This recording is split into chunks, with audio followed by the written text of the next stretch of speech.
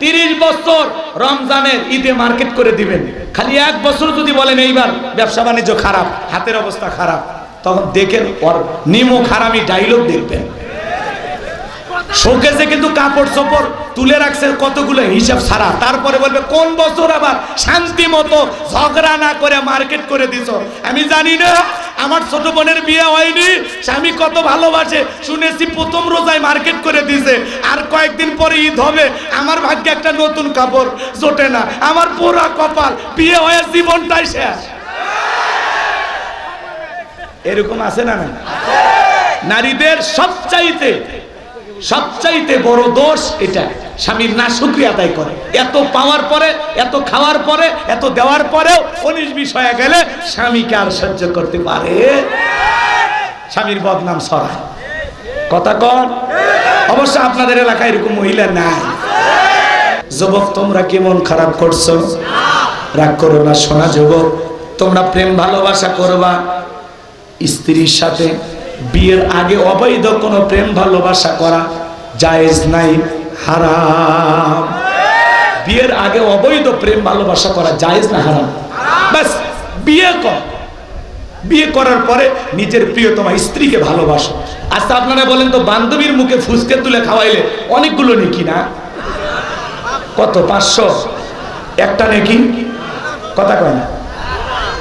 এদিক খেয়াল করেন, কোন স্বামী যদি ভালোবেসে মুহাব্বতে তার স্ত্রীর মুখে 1 লোকমা খাবার তুলে খাওয়াই, আল্লাহ রাস্তায় সদকা করলে যে সব হয়, স্বামীর আমল নামায় আল্লাহ সেই সব লিখে দেয়। তার স্ত্রীর মুখে খাবার তুলে খাওয়াইলে সব পাওয়া যায়। কথা কয় না? আল্লাহ রাসূল বিবিদেরকে কেমন মুহাব্বত করতেন, আম্মা জান যেই গ্লাসে পানি পান করতেন, ঠিক যেই জায়গায় ঠোঁট লাগায়া আল্লাহ রাসূল ওই জায়গায় ঠোঁট লাগায়া পানি পান করতেন। স্ত্রীর প্রতি মুহাব্বত ভালোবাসা নাই, আজকে খালি ঝামেলা, অশান্তি। কথা কয় না? সংসারে শান্তি নাই, কারণ আমরা কোরআন হাদিস অনুযায়ী আমল করি। রাগ করছেন? আম্মা জান গোশত খাইয়া মুখের ভিতর দিয়েছিলেন, কিছুটা খেয়ে প্লেটে রেখে দিয়েছেন, ওই গোশত আম্মা জানের এটো অর্ধেকটা খাইছে, অর্ধেকটা রাখছে, ওইটা নিয়ে রাসূল আবার মুখে দিয়ে খাইতেন। সুবহানাল্লাহ বলেন। কি মুহাব্বত বিশ্ব নবীর দাম্পত্য জীবনে! সুবহানাল্লাহ বলেন। রাসূল স্ত্রীদের সাথে কেমন খুনসুটি ছিল, কেমন মুহাব্বত ভালোবাসা ছিল। আজকে আমরা এই ভালোবাসা প্রেমিক দেখাই, ঘরের স্ত্রীর সাথে আমাদের সম্পর্ক ভালো। এ কথা কন না কে? আর আমাদের বইয়ের অবস্থা খুব একটা ভালো না। বাইরের পুরুষ দেখলে বলে, ভাই প্লিজ বসেন, 1 কাপ চা দে, খান না ভাই। কথা কেন? কি নরম সুর, বসেন না ভাইয়া, আসেন। কাকে খুঁজতেছেন? বল্টু, ও তো আমারই স্বামী, আসেন আসেন। কি নরম সুরে অন্য পুরুষকে বাড়িতে ডাকে, মনে হয় আপন মায়ের পেটের ভাই। বলেন তো, বাড়ির দরজায় অপরিচিত কোনো পুরুষ আসলে দেখা করা যায়? পাগলিরা বোঝে? কথা কয় না? আপনাদেরকে এগুলো শোনাবো না, কষ্ট হচ্ছে আপনাদের। লিল্লাহে তাকবীর। তাহলে আপনি আপনার স্ত্রীকে ভালোবাসবেন, আপনার স্ত্রী আপনাকে ভালোবাসবে। আমি মা বোনদেরকে বলবো, মা ওই নরম সুরে বাইরের মানুষের সাথে যেমন ব্যবহার করেন, ওই বল্টুর বাপ, লিটনের বাপ, ওর সাথেও ভালো ব্যবহার করি। স্বামীর সাথে দেখো, যাও তো এটা নিয়ে আসো, ওইটা নিয়ে আসো। যদি খালি নুন আনতে একদিন মনে না থাকে লবণ আনতে, কথা বোঝেন নাই? কষ্ট হচ্ছে? বাজারে হয়তো অনেক সহায়তা আনতে বলছে, এইটা ওইটা তালিকা দিচ্ছে, ওর মধ্যে যদি একটা মিস, কোনটা মনে থাকে? সংসারের কথা তোমার মনে থাকে? সারাটা জীবন জ্বালায় মারলা, সুখ দিছ জীবনে, হাই রে ভাই, ওর জ্বালায় মনে হয় কচুর সাথে বলা, না থাক দিস না ভাই। কষ্ট হচ্ছে আপনাদের? এরকম মা বোন আছে না নাই? আমার ভাইয়েরা গভীর মনোযোগ দিয়ে চলবে।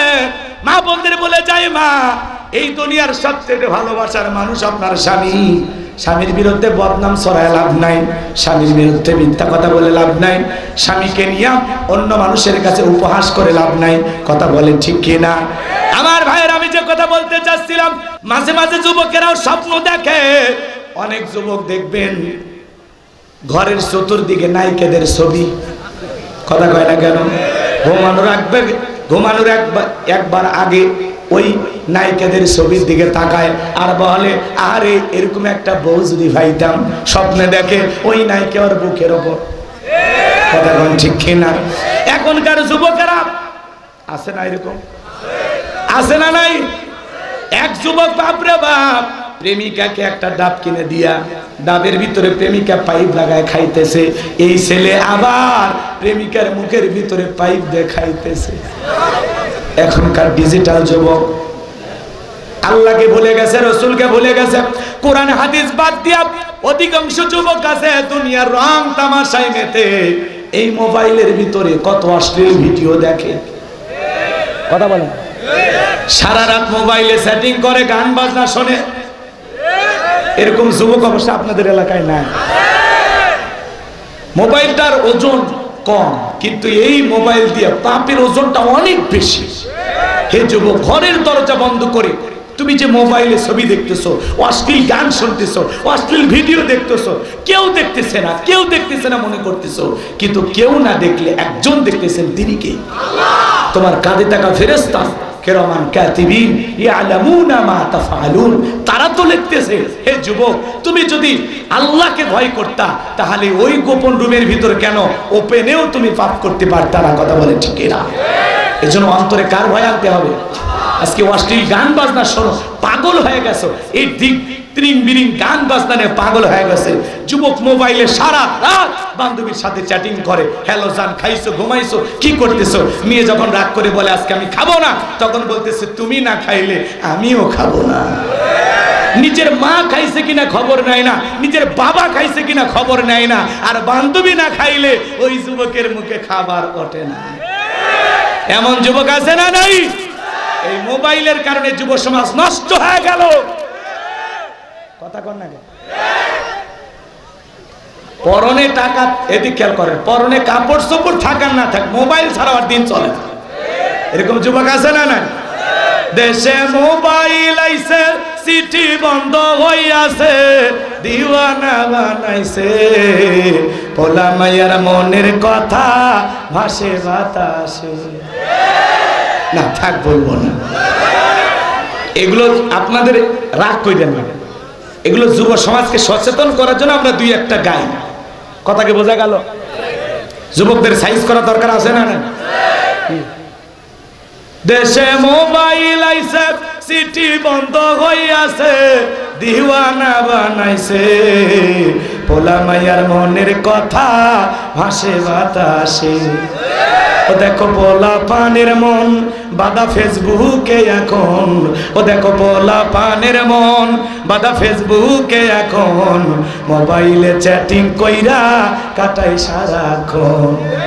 এই মোবাইল পাইয়া দেখো মদনের মাইয়া, এই মোবাইল পাইয়া দেখো মদনের মাইয়া, কি কাণ্ড ঘটাইছে, স্বামী সংসার রাইখা নাকি পালাইয়া গেছে। সে যে স্বামী সংসার রাইখা নাকি পালাইয়া গেছে।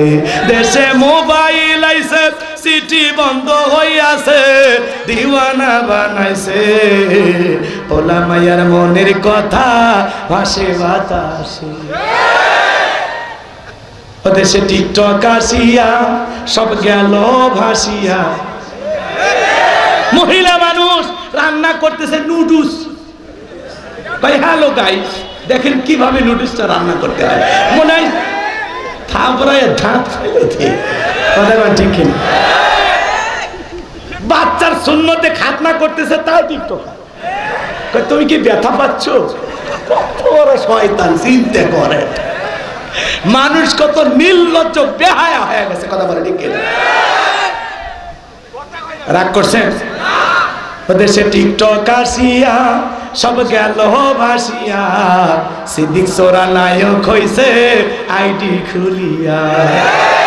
এই মোবাইলে হাই কি জাদু আছে ভাই, এই মোবাইলে হাই কি জাদু আছে ভাই, পোলা পান বুইজাছে, পড়ালেখা তুইলা রাখছে সপ্তম আকাশে।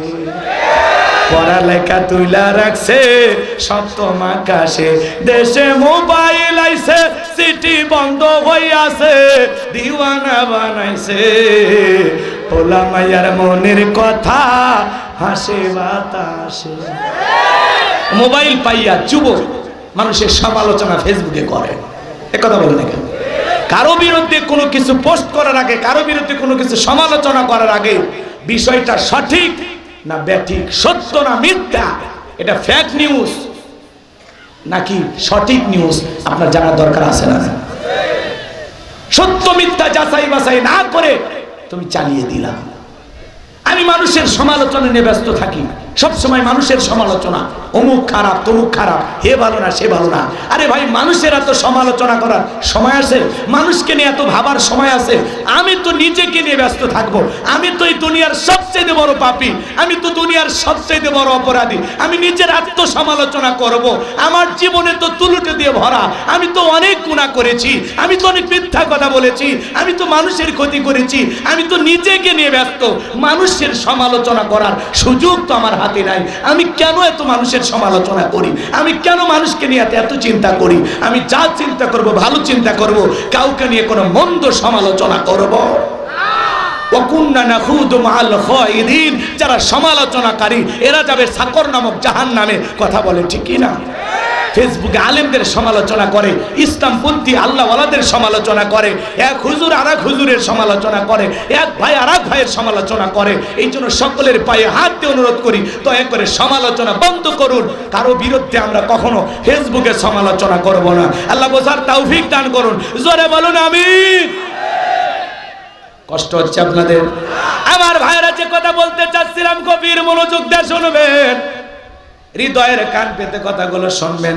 1 নম্বর আয়াতের আলোচনা একটু গরম, আর 2 নম্বর আয়াতের আলোচনা একটু নরম। গরম দিয়ে শুরু, নরম দিয়ে শেষ। মনে থাকবে তো ইনশাআল্লাহ? 1 ঘন্টা দেন, আস্তে আস্তে শুরু করি, ভালো লাগবে ইনশাআল্লাহ। হয়তো অনেকে ভাবতেছেন যে গলার অবস্থাটা হয়তো একটু খারাপ লাগতেছে, তাই না? একটু দোয়া করেন, ঠিক হয়ে যাবে ইনশাআল্লাহ। মানে চালু যেহেতু হয়েছে, একটু যাইতে যাইতে ক্লিয়ার হয়ে যাবে ইনশাআল্লাহ। একটু দোয়া করেন।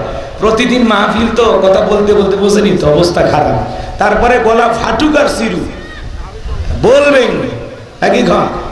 আমি যদি আজকের মাহফিলে না আসতাম, কমিটির ভাইদের কি আপনারা সুনাম করতেন? হ্যাঁ? আর আমি যদি বলতাম যে ভাই আমি যাবো না, আমি অসুস্থ, তখন বলবে হুজুর এসে খালি দোয়া করে দিয়ে যান। কথা কয় না? এই জন্য ওগুলো কাহিনী বাদ। আমি সুস্থ থাকি আর অসুস্থ থাকি, যে অবস্থায় থাকি, আল্লাহর কাছে একটু দোয়া করেন, আমি যেন কিছু কথা আপনাদেরকে শোনাইতে পারি। আল্লাহ যেন বলার তৌফিক দান করেন। সকলে বলেন আমিন। আর একটু জোরে বলেন আল্লাহুম্মা আমিন। কারণ আমার কোনো জ্ঞান নাই, জ্ঞান দেওয়ার মালিক কে? ক্বালু সুবহানাকা লা ইলমা লানা ইল্লা মা আল্লামতানা ইন্নাকা আনতাল আলিমুল হাকীম। বলুন সুবহানাল্লাহ। জ্ঞান দেওয়ার মালিক কে? আর একটু জোরে বলেন কে? একটা তাকবীর দেন, লিল্লাহি তাকবীর। সম্মানিত ভাইয়েরা আমার, আল্লাহ রাব্বুল আলামিন বলেন, তাবারাকাল্লাযী বিয়াদিহিল মুলকু ওয়া হুয়া আলা কুল্লি শাইইন কাদির। চাচা আর্থিং করতেছে, আর্থিং করতেছে, বুঝেন না? শর্ট করতেছে, মাইরে ফেলাইন না, বেঁচে রাখেন। মাগুরাতে এক জেলা, মাগুরা জেলার নাম শোনেনি? ওখানে এক বক্তা ওয়াজ করতে করতে মাইক বিদ্যুৎ পৃষ্ঠ হয়ে মারা গেছে। এটা খুবই মারাত্মক কথা, বুঝতে পারছেন? এই যে ঠোঁট যেই লাগছে বুঝে ফেলে দিছি। কষ্ট হচ্ছে আপনাদের? একটু ঠিক করেন ভাইয়া। আল্লাহ রাব্বুল আলামিন বলেন, তাবারাকাল্লাযী বিয়াদিহিল মুলকু ওয়া হুয়া আলা কুল্লি শাইইন কাদির। মহামান্বিত সেই সত্তা যার হাতে সর্বময় কর্তৃত্ব, রাজত্ব, পাওয়ার, ক্ষমতা, তিনি হলেন সব বিষয়ের উপরে শক্তিবান। আল্লাহু আকবার বলেন। আল্লাহর চাইতে বড় ক্ষমতার আর কেউ আছে? জোরে বলেন। আসমান জমিনের সব জায়গায় ক্ষমতা চলবে কার? আল্লাহর চাইতে বড় কেউ আছে? ওয়ালাম ইয়াকুল লাহু কুফুয়ান আহাদ। আকাশ আর জমিনে আল্লাহর সমকক্ষ, আল্লাহর সমতুল্য আর কেউ নেই। বলুন আল্লাহু আকবার। আসমান জমিনের একমাত্র মালিক কে? লিল্লাহি মুলকুস সামাওয়াতি ওয়া মা ফিল আরদ। আল্লাহু আকবার বলেন। আসমান আর জমিনের একচ্ছত্র মালিক কে? সে আল্লাহ রাব্বুল আলামিন, সকল ক্ষমতার মালিক। আল্লাহর চাইতে বড় ক্ষমতাধর কেউ নাই। তাহলে সকল ক্ষমতার একমাত্র মালিক কে? আল্লাহর চাইতে বড় ক্ষমতা ধরার কেউ নাই। তাহলে সকল পাওয়ার, রাজত্ব, ক্ষমতার একমাত্র মালিক আল্লাহ। আসমান জমিনের সকল ক্ষমতার চাবিকাঠি আমার আল্লাহর কুদরতি হাতে। চিৎকার মেরে বলুন আল্লাহু আকবার। আমরা সেই রবের গোলাম যার হাতে সব ক্ষমতা। কথা বলে ঠিক কি না? আর যারা বলে ক্ষমতার উৎস জনগণ, ওরা পাম দিয়ে ফুলায়। ক্ষমতার উৎস কে? আরো জোরে বলেন কে? সকল ক্ষমতার একমাত্র মালিক আল্লাহ। মনে থাকবে তো ইনশাআল্লাহ? এই দুনিয়ার জমিনে যাদেরকে আল্লাহ ক্ষমতা দেয়, অনেকে বলতেছেন হুজুর তাহলে দুনিয়াতে যারা ক্ষমতায় থাকে এরা কি? রংপুর থেকে একটা ছেলে ঢাকায় যদি চাকরি করতে যায়, একটা বাসা যদি ভাড়া নিয়ে থাকে, ওর পরিচয় কি বলেন? ভাড়াটিয়া। জোরে বলেন কি? আর একটু জোরে বলেন কি? 10 বছর 20 বছর চাকরি করি, পরিচয় একটাই, ভাড়াটিয়া। কথা বলেন ঠিক কি না? তো সম্মানিত ভাইয়েরা আমার, পৃথিবীর জমিনে আল্লাহ তাআলা কাউকে 5 বছর, কাউকে 10 বছর, কাউকে 20 বছর ক্ষমতার সিয়াদা ভাড়া দেয়। ওদের পরিচয় ভাড়াটিয়া। ওরা কেউ ক্ষমতাতে চিরস্থায়ী থাকতে পারবে না। তাহলে ক্ষমতা দেওয়ার মালিক আর একটু জোরে বলেন। কষ্ট হচ্ছে নাকি আপনাদের? আল্লাহ রাব্বুল আলামিন বলেন, কুলিল্লাহুম্মা মালিকাল মুলকি তু'তিল মুলকা মান তাশাউ ওয়া তানজিউল মুলকা মিম্মান তাশাউ ওয়া তু'ইজ্জু মান তাশাউ ওয়া তুযিল্লু মান তাশাউ বিয়াদিকাল খায়র ইন্নাকা আলা কুল্লি শাইইন কাদির। সূরা আলে ইমরানের 26 নম্বর আয়াত। আল্লাহ রাব্বুল আলামিন বলেন, রাজত্ব দেওয়ার মালিক আমি আল্লাহ। রাজত্ব দেওয়ার মালিক কে? ক্ষমতার চেয়ারে বসেন কে? ভালো করে বোঝার চেষ্টা করবেন। আমার আল্লাহ বলতেছেন ক্ষমতা দেওয়ার মালিক আমি আল্লাহ। ক্ষমতা দেওয়ার মালিক কে? আবার আল্লাহ বলতেছেন ক্ষমতা কেড়ে নেওয়ার মালিকও আমি আল্লাহ। ক্ষমতাতে বসানোর মালিক আল্লাহ, নামানোর মালিক। কথা বোঝে? আবার অনেকে বলতেছে হুজুর এগুলি কোরআনে আছে, বিশ্বাস হয় না। তাহলে সূরা আলে ইমরানের কত নাম্বার? 26 নাম্বার আয়াত। মনে রাখবেন ইনশাআল্লাহ। বাড়িতে যা বাংলা অনুবাদ কোরআন শরীফ থাকলে খুলে দেখবেন, পারবেন তো ইনশাআল্লাহ? বানানোর কথা না।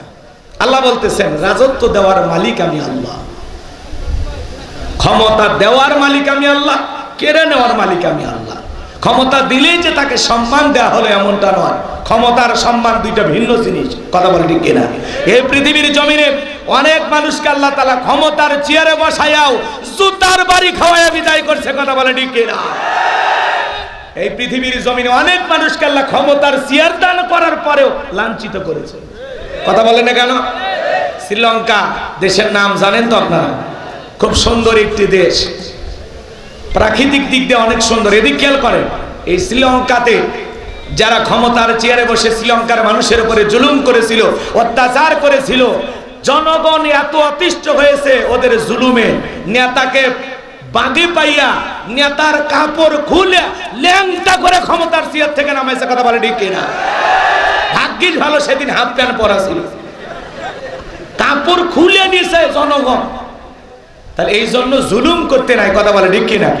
যারা ক্ষমতাকে আমানত মনে করবে, দায়িত্ব মনে করবে যে না জনগণের আমি একজন সেবক, জনগণের সেবা করার জন্য আমি এই জায়গায় বসেছি, তারা কখনো জনগণের প্রতি জুলুম করবে না। কথা বলে ঠিক কিনা? অনেক মানুষকে আল্লাহ ক্ষমতার চেয়ার দান করার পরে সম্মানিত করেছে। কাদেরকে? যারা দুনিয়ার জমিনে আদল ইনসাফ প্রতিষ্ঠিত করেছে, ন্যায় বিচার কায়েম করেছে, মানুষের অধিকার প্রতিষ্ঠিত করেছে। কথা বলে ঠিক কিনা? তাহলে এদিক খেয়াল করেন, ক্ষমতা দেওয়ার মালিক আর একটু আস্তে কোন? কেড়ে নেওয়ার মালিক, সম্মানিত করার মালিক। অত ইজ্জু মান তাশা ওয়া তুযিল্লু মান তাশা। আরে আইনমন্ত্রী এরকম করে হেঁটে যাচ্ছে, এ কথা বল না? ভিডিও দেখেননি? নিষ্পাপ মাসুম বাচ্চার মতো সবগুলো দেখতে লাগতেছে। কি আল্লাহ ভোলা চেহারা, মনে হচ্ছে আমাদের রংপুরে এদের সবার জন্ম। বোঝেননি? রংপুরে মানুষ এরকম সাদা সহজ সরল, ওদের ভিডিও দেখে তাই মনে হচ্ছে না? মনে হচ্ছে না একটা অপরাধী, সবাই মনে আল্লাহর ওলি। কথা ঠিক কিনা? ক্ষমতা, মাতবাড়ি, মন্ত্রিত্ব কই গেল? কথা কন না কেন? মন্ত্রীরা সব কোথায় গেল? কোথায় কাদের কাকা? ওদের সারা দেশটা বড় লাগে ফাঁকা ফাঁকা। মন্ত্রীরা সব কোথায় গেল? এমপিরা সব কোথায় গেল? কোথায় কাদের কাকা? ওদের সারা দেশটা বড় লাগে ফাঁকা ফাঁকা। পালাবো না বলতো কাদের কাকা। পালাবো না, প্রয়োজনে ফখরুল সাহেবের বাসায় উঠবো। পালাবো না বলতো কাদের কাকা। ওদের সারা দেশটা বড় লাগে ফাঁকা ফাঁকা। আইন মন্ত্রী আটকে গেল আইনেরই ফাঁকে। দাড়ি সারা দরবেশটারে ভণ্ড ভণ্ড লাগে। 11 বছর কয়েক মাস জেলে থাকে, আবার দাড়ি উঠছে। মনে হচ্ছে কচি খোকা, কিছু বোঝে না। আর এরা নায়িকা ছাড়া এদের রাতের ঘুম হতো না। কথা কর। আইন মন্ত্রী আটকে গেল আইনেরই ফাঁকে। দাড়ি সারা দরবেশটারে ভণ্ড ভণ্ড লাগে। শুনেছি ভাই কত নেতা নেত্রী হয়েছে গ্রেপ্তার। শুনেছি ভাই কত নেতা নেত্রী খাইতেছে ভাই ঠান্ডা। বিচারপতি কালামানিকের ফাটিয়েছে নাকি আন্ডা। পলকেরও ঝলক গেল থামিয়ে নেটের চাকা। ওদের সারা দেশটা বড় লাগে ফাঁকা ফাঁকা। স্যাটেলাইটে নাকি পানি ঢুকছে। আমরা বন্ধ করিনি, বন্ধ হয়েছে। হাইরে বাটপারি আর এদের কথার মাতবাড়ি। কথা কর, রাগ করতেছেন আপনারা? কোথায় গেল সংসদেতে মমতাজের গান? কোথায় গেল হযরত বালা শামীম ওসমান? হাইরে শামীম ওসমান খেলা হবে, খেলা হবে। কই কই আছে? খুঁজে পাওয়া যাচ্ছে না। শোনা যাচ্ছে দুবাইয়ে গেছে। আসেন দুলে ভাই আসেন, পুরো মাঠ এখন ফাঁকা। আসেন মিলেমিশে খেলি। কথা কন ঠিক কিনা? যাই হোক, আপনারা বিরক্ত হচ্ছেন? শুরু করি তো আস্তে আস্তে। লিল্লাহি তাকবীর। সম্মানিত ভাইরা আমার, গভীর মনোযোগ দিয়ে শুনবেন। চোরের মতো, ডাকাতের মতো, নিষ্পাপ শিশুর মতো হেঁটে যাচ্ছে আইন মন্ত্রী সালমান এফ রহমান। এরপরে দেখেন শাহজাহান, ওই যে নৌমন্ত্রী ছিল। এরপরে রাশেদ খান মিলন, এরপরে পলক সাহেব, এরপরে ইনু সাহেব। কি সুন্দর করে সবাই দল বেঁধে কোর্টে হাজিরা দিতে গেছে। এগুলো ভিডিও দেখে জনগণ চোখে পাইতেছে শান্তি। এক সময় আলেমদেরকে হাতে পায়ে ডান্ডা বেরি পরায়া এদেশের শ্রেষ্ঠ সন্তান ওলামা ইকরামদের সাথে এরা চরম বেয়াদবি করেছিল। আলেমদের গায়ে হাত দিয়ে, ইসলামপন্থী মুসলমানের গায়ে হাত দিয়ে এই দুনিয়ার জমিনে কেউ চিরস্থায়ী ক্ষমতায় টিকে থাকতে পারবে না। আমাদের ছোট ভাই রফিকুল ইসলাম মাদানী হাতে পায়ে ডান্ডা বেরি এমন ভাবে তাকে হেলমেট পরাইয়া আদালতে হাজির করা হতো, মনে হয় বাংলাদেশের সবচেয়ে বড় অপরাধী। আর ওদেরকে খালি রশি কেন বেঁধেছেন? ওদের হাতে পায়ে কোমরে সব জায়গায় ডান্ডা বেরি পরান, কয়েকটা হেলমেট পরায় দেন। ওদের চেহারাও জাতির মানুষ দেখতে চায় না। ওরা দেশের 12টা বাজেছে। কথা বলে না কেন? ওরা দেশের অর্থনীতিকে ধ্বংস করে দিয়েছে। 11 লক্ষ কোটি টাকা দুর্নীতি করে বিদেশে পাচার করেছে। কথা বলে ঠিক কিনা? এদেশের অর্থনীতিকে ভেঙে চুরমার করে দিয়েছে। এদেশের রিজার্ভ খালি করে দিয়েছে।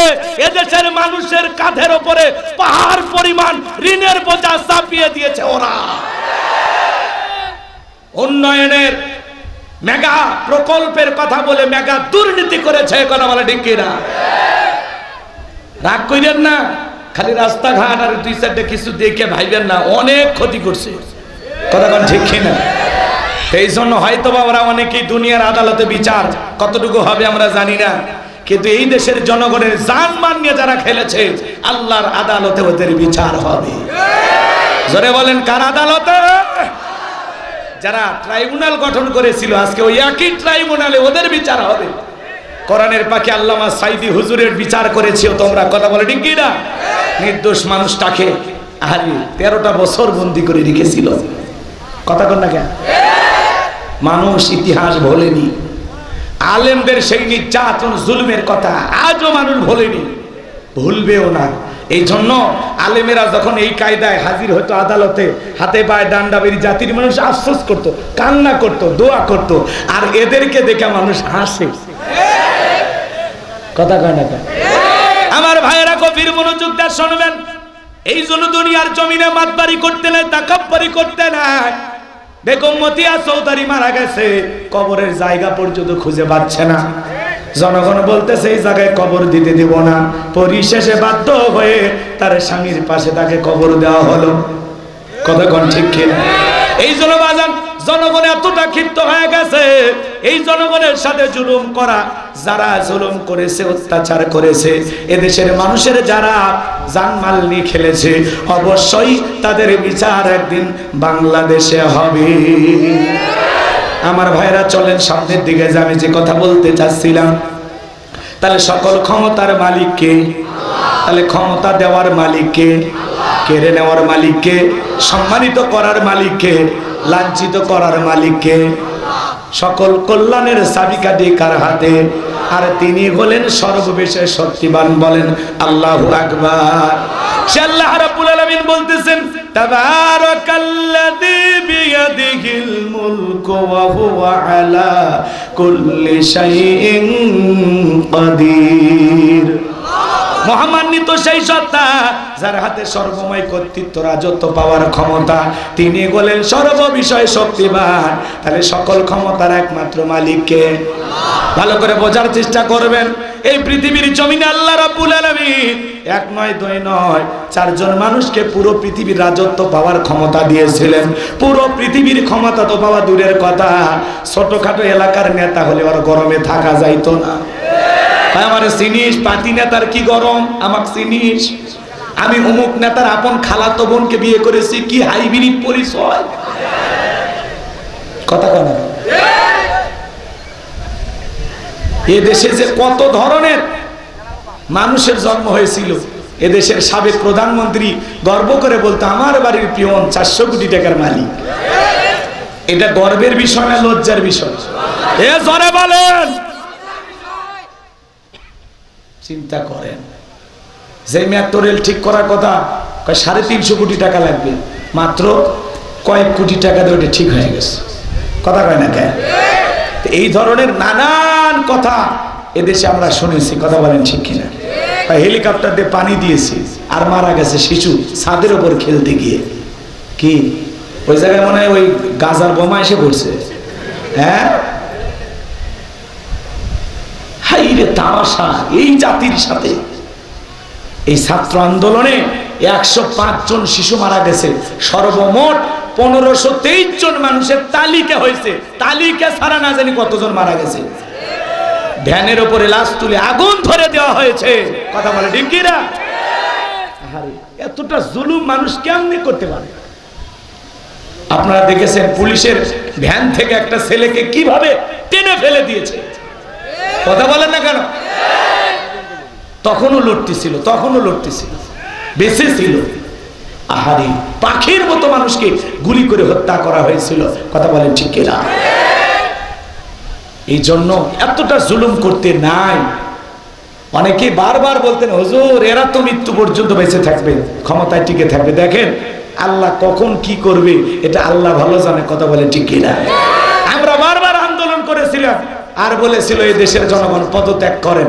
আল্লাহ বলে তোরা চাইলি পদত্যাগ, আমি করব দেশ ত্যাগ। কথা বলে ঠিক কিনা? তোরা চাইলি পদত্যাগ, আর আমি আল্লাহর কৌশল, আমি আল্লাহর খেলা। এদেশে ওদের জায়গা হবে না, ক্ষমতার চেয়ারেতেও থাকতে পারবে না, দেশ থেকে পালাইতে হবে। রান্না করা ভাত কিসমতে জোটে নাই। জীবনে এই দেশের মানুষের জন্য কয়েক মিনিট ভাষণ দিতে চাইছিলেন, সেটাও ভাগ্যে হয় নাই। এই জন্য ভাইয়েরা আমার, আমরা তাদের জন্য অনেকে মায়া দেখায়, ভালোবাসে। সত্যি আমাদের দেশের মানুষ ভালোবাসা থাকতেই পারে। কথা কর ঠিক কিনা? আবার উনি চট করে ঢুকতে চায়, আমরা বলি আসেন, কোনো সমস্যা নেই, এদেশ আপনার, এদেশ আপনার বাবার, এদেশ আপনার স্বামী, আপনি কেন ভিন দেশে থাকবেন? অবশ্যই বাংলাদেশে আপনি আসবেন। কথা কয় না? কিন্তু আসার পরে কই থাকবেন এটা জনগণ পরে ঠিক করবে। কথা কন ঠিক কিনা? আবার যদি জনগণ মনে করে আবার ওনাকে প্রধানমন্ত্রী বানাবে, আমাদের সমস্যা আছে? বানান, সমস্যা কি? কথা কম, কথা কম। অন্ধ মানুষ চোখে দেখে না, সেও গাড়ি পোড়ানোর মামলার আসামি। কি দেশ আমরা পাইছিলাম! কি রাগ করতেছেন নাকি? অনেকের কথাগুলো শোনার পরে কষ্ট হইতে পারে, কোনো কিছু করার নাই, একটু বলা লাগবে যাতে আপনারা ভুলে না যান, একটু মনে করায় দেওয়া লাগবে। তাছাড়া অনেকে স্লোগান দেয় আগেই ভালো ছিলাম। যে বলবে আগে ভালো ছিলাম ওরে আয়না ঘরে নিয়ে যা বন্দি করে রাখা লাগবে। আগে ভালো ছিলাম, আরমান আজমির কথা বিশ্বাস হয় না? 8-10 বছর তারা আয়না ঘরে বন্দি ছিল, বিশ্বাস হয় না? কথা বলে না কেন? এই জন্য সব নিউজের মাধ্যমে আস্তে আস্তে আস্তে আস্তে প্রচার হচ্ছে, সময় হলে আরো টের পাবেন ইনশাআল্লাহ। আমার ভাইয়েরা গভীর মনোযোগ দিয়ে শুনবেন। আমি গুনাহগারে যে কথা বলতে চাচ্ছিলাম বাজান, আমাদের কারো উপরে রাগ ক্ষোভ নাই, আমাদের শুধু এতটুকু চাওয়া, আল্লাহ যাদেরকে ক্ষমতার চেয়ারে বসাবে ওরা যেন এই দেশে ন্যায় বিচার কায়েম করে, মানুষের অধিকার প্রতিষ্ঠিত করে, জনগণের প্রতি জুলুম যেন না করে। কথা বলেন ঠিক কিনা? আমার ভাইয়েরা, বিশ্ব নবী হিজরত করে মদিনায় চলে যাওয়ার পরে মক্কার একটা পাতি নেতা, গ্রতীয় লিডার, ছোটখাটো একটা নেতা, এর নাম ছিল মহাবীর আমর। নবীজি আমার হিজরত করে মদিনায় চলে গেছেন। এই মক্কার মহাবীর আমর প্রতিমার সামনে দাঁড়ায় শপথ গ্রহণ করে বলে, যতক্ষণ আব্দুল্লাহর বেটা মুহাম্মদ সাল্লাল্লাহু আলাইহি সাল্লামের দেহ থেকে কাল্লাটা আলাদা না করতে পারবো ততক্ষণ পর্যন্ত আমি এক ফোঁটা পানিও পান করব না। জোরে কোন নাউজুবিল্লাহ। আমার নবীর দেহ থেকে কাল্লা আলাদা করবে, আমার নবী কর পাকা দানে মই দিয়েছে, ওর বাড়িতে চুরি করতে গেছে, আমার নবীর কি কোনো অপরাধ আছে? আমার নবী কালেমার দাওয়াত দিত, এক আল্লাহর পথে মানুষকে দাওয়াত দিত, কোরআনের প্রচার প্রসার করত, এটাই কাফেরদের সহ্য হইতো না। কথা বলেন ঠিক কিনা? নবী আমার হিজরত করে মদিনা, মক্কার মহাবীর আমার প্রতিমার সামনে দাঁড়ায়া লাত উজ্জা দেবদেবী সরস্বতী রাধা কৃষ্ণ ভগবতী এগুলো প্রতিমার সামনে দাঁড়ায় বলতেছে, যতক্ষণ আব্দুল্লাহর বেটা মুহাম্মদ সাল্লাল্লাহু আলাইহি সাল্লামের দেহ থেকে কাল্লাটা আলাদা না করতে পারবো ততক্ষণ পর্যন্ত এক ফোঁটা পানিও পান করব না। জোরে বলেন নাউজুবিল্লাহ। এই ঘোষণাতে যখন মদিনার পথে রওনা করেছেন, বিশ্ব নবীর কানে আল্লাহ রাব্বুল আলামিন সংবাদ পৌঁছা দিলেন। আমার নবীজি সংবাদ শোনার পরে সাহাবায়ে কিরামদেরকে ডেকে বলেন, ও আমার সাহাবীরা শোনো, মক্কার মহাবীর আমার মাথা নেওয়ার জন্য রওনা করেছে, তোমরাই বলো কি করা যায়। নরম সাহাবী হযরত ওসমান ডেকে বলে, নবী আপনি শুধু আল্লাহর কাছে দোয়া করেন, ওই মক্কার মহাবীর আপনার কাছে পৌঁছার আগে ওর হাত পা যেন প্যারালাইজ হয়ে যায়, আপনার কাছ পর্যন্ত যেন না পৌঁছাইতে পারে। নবীজি হযরত ওসমানের কথা শুনে আসমানের দিকে হাত তুলে দোয়া করা শুরু করলেন, আল্লাহ ওই মক্কার মহাবীর আমার কাছে পৌঁছার আগে ওর হাত পা এতটুকু শুধু কথা বলেছেন। আল্লাহ বলে, জিবরাইল আর করিস না দেরি, আমার নবীজিকে জানায় দাও তাড়াতাড়ি। আমি আল্লাহ পাক শুধু দুই হাত দোয়া করার জন্য দেই নাই, মাঝে মাঝে জালেম আর বেঈমানদেরকে সাইজ করার জন্য দুই হাতে লাঠি তুলে নেওয়া লাগবে। ভালো করে বোঝার চেষ্টা করবেন। আপনারা বলেন তো বাজান, সব সময় কি দোয়া দিয়ে কাজ হয়? এই গ্রামের নাম কি? সাওলা। কি নাম? সাওলা, তাই তো? এদিকে খেয়াল করে শোনেন। এই সাওলা গ্রামে উদাহরণ দিতেছে, আবার ভুল বুঝবেন না। এক জায়গায় ওয়াজ করতে বেকায়দায় পড়ছি, কারণ আমাদের গ্রামে কোনো চোর ডাকাত নাই, আপনি পিছে কি বলেন এগুলো? এটা কিন্তু একটা উদাহরণ, কথাকে বোঝানোর জন্য কি দিতেছি, উদাহরণ দিতেছি। মনে থাকবে তো ইনশাআল্লাহ? আচ্ছা, এদিকে খেয়াল করেন। মনে করেন এই গ্রামে প্রতিদিন চুরি হইতেছে, সোনা দানা চুরি হয়, গহনা গাটি চুরি হয়, গরু ছাগল চুরি হয়, এমনকি সুন্দরী বউটা পর্যন্ত চুরি হয়। চুরির অত্যাচার এলাকায় থাকা যায় না। একজন ছেলে পাউটানা বাজার থেকে 10 কেজি জিলাপি নিয়ে আইসা ইমাম সাহেবের হাতে দিয়ে বলে, হুজুর আল্লাহর কাছে দোয়া করেন চোরের হাত থেকে এই সাওলা গ্রামের মানুষকে যেন আল্লাহ হেফাজত করে। এখন চোর বোঝেন না, ওই গ্রামে 2-1 জন থাকে কিনা? তারাও জিলাপির গন্ধ পায় মসজিদে চলে গেছে। এশার নামাজ পড়ে হুজুর বলে, হাত তুলে দোয়া করে বলতেছে, আল্লাহ চোরের হাত থেকে গ্রামের সোনা দানা টাকা পয়সা গরু ছাগল সব তুমি হেফাজত করো। চোর জিলাপি খাওয়ার আশা হাত তুলে বলে আমিন আমিন। ইমাম সাহেব যদি দোয়া না করে বলতো, এ সাউলার যুবকেরা, এই গ্রামে ঢোকার 4টা রাস্তা আছে, এই 4 রাস্তার মোড়ে মোড়ে মাগরিব থেকে ফজর পর্যন্ত 4 জন করে তরুণ যুবক, শক্তিশালী যুবক বাংলার লাঠি নিয়ে দাঁড়ায় থাকবা। চোরকে দেখা মাত্রই এমন কায়দায় পিটাবা 6 মাসে যেন হাসপাতালের বেড থেকে উঠতে না পারে। চোরকে হাত তুলে আমিন কইতো নাকি তওবা করে ভালো হইতো। এই জন্য চুরি যদি বন্ধ করতে চান, দোয়া দিয়ে কাজ হবে না, শক্ত আইন লাগবে। আল্লাহর বিধান অনুযায়ী চোর যদি চুরি করে, অপরাধ যদি প্রমাণিত হয়, তাহলে চোরের হাত কেটে দাও। সূরা মায়দার ভিতরে আল্লাহ তাআলা যে আইন দিয়েছেন, এই আইনটা যদি আমরা একবার বাংলার জমিনে দৃষ্টান্ত হিসাবে একটা চোরের হাত কেটে যদি বিচার করতাম, বিশ্বাস করেন বাজান, এই দেশের সমস্ত চোরেরা তওবা করে আল্লাহর ওলি হয়ে যেত। কিন্তু 1450 বছরের আল্লাহর বিধানের আইন ওদের কাছে ভালো লাগে না। এগুলো কি তাদের কাছে ব্যাকডেট মনে হয়। ওরা লন্ডন আমেরিকার আইন তালাশ করে, মানুষের তৈরি করা আইন দিয়া সমাজে কঠিন কালেও শান্তি আনবে না। আলালাহুল খলক ওয়াল আম, সৃষ্টি যার, আইন চলবে সে আল্লাহ। আল্লাহর আইন দিয়ে কেবলমাত্র শান্তি, আল্লাহর আইনেই কেবলমাত্র মুক্তি। কথা বলেন ঠিক কি না? রাগ করতেছেন? চোরের হাত কেটে দেওয়ার আইন বাংলাদেশে চালু হলে বলেন তো বাকি চোরেরা কি ভালো হবে না? অবশ্যই ভালো হবে। আমার ভাইরা গভীর মনোযোগ দিয়ে শুনবেন। জিবরাইল এসে বলে, নবী দোয়া কবুল হবে না। বিশ্ব নবী তখন হাত মুখে না নিয়ে হাঁটুর উপরে রেখে দিলেন। আমরা অনেকে মুনাজাত করি, কেউ দোয়া করে আর এরকম দড়ি পাকায়। দড়ি পাকান বোঝেন? রংপুরে বোঝে না?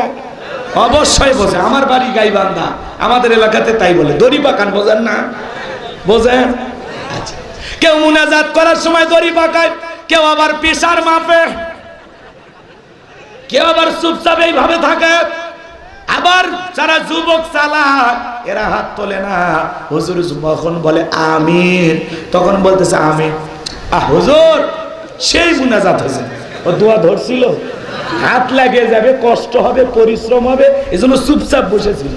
হুজুর যখন শেষ করছে তখন খালি হাত তুলে। কথা হয় না কেন? খুব চালাক আপনারা। বেশি চালাকি করলে নিজের চালাকিতে নিজেই ধরা খান। কথা বলেন ঠিক কি না? আমার ভাইরা গভীর মনোযোগ দিয়ে শোনেন। জিবরাইল এসে বলে, নবী দোয়া কবুল হবে না। আমার নবী ডেকে বলে, জিবরাইল তাহলে এখন কি করা যায়? জিবরাইল বলে, নবী সাহাবায়ে কিরামদের মধ্যে ঘোষণা করেন, আপনার সাহাবীদের মধ্যে এমন কেউ কে আছে যে মক্কার মহাবীর আমরের মোকাবেলা করবে? এই কথা শোনার পরে বিশ্ব নবী ডেকে বলেন, আমার সাহাবীরা, আল্লাহ তাআলা দোয়া কবুল করে নাই।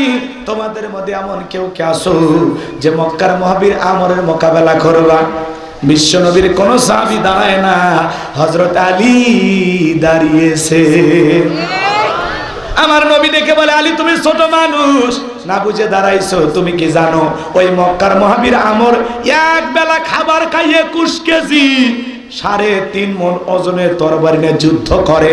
এত বড় বীরের সামনে তুমি কেমনে যাইবা? আলী তুমি বসে পড়ো। হযরত আলী বসে বললেন। নবীজি দ্বিতীয়বার বলেন, আবারও হযরত আলী দাঁড়িয়েছেন। নবী আমার তৃতীয়বার বললেন, আমার সাহাবীরা, তোমাদের মধ্যে এমন কেউ কে আসো যে আমরের মোকাবেলা করবা? আবারও হযরত আলী দাঁড়িয়ে গেলে। আমার নবী ডেকে বলে, আলী আসো, আমার কাছে আসো। এই কথা বলে বিশ্ব নবী হযরত আলীকে বুকের সঙ্গে জড়ায় নিলেন। আর দিকে বলে, আলী রে, তোর জানে কি মায়া দয়া নাই? হযরত আলী ডেকে বলে, নবী আপনি শুধু আমাকে দোয়া করে ছেড়ে দেন। আমার বিশ্বাস, আমার ভিতরের ঈমান বলতেছে ওই আমর আপনার কাছে পৌঁছার আগে ওকে আমি জমিন থেকে বিদায় করে দেব, লাল কার্ড দেখাবো। লিল্লাহি তাকবীর।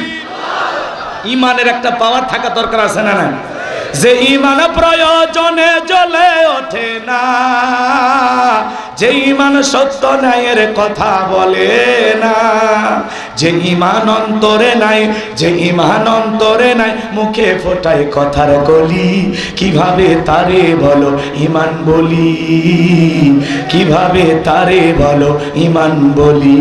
যে ঈমান প্রয়োজনে জ্বলে ওঠে না, যে ঈমান সত্য ন্যায়ের কথা বলে না। জোরে বলেন মারহাবা।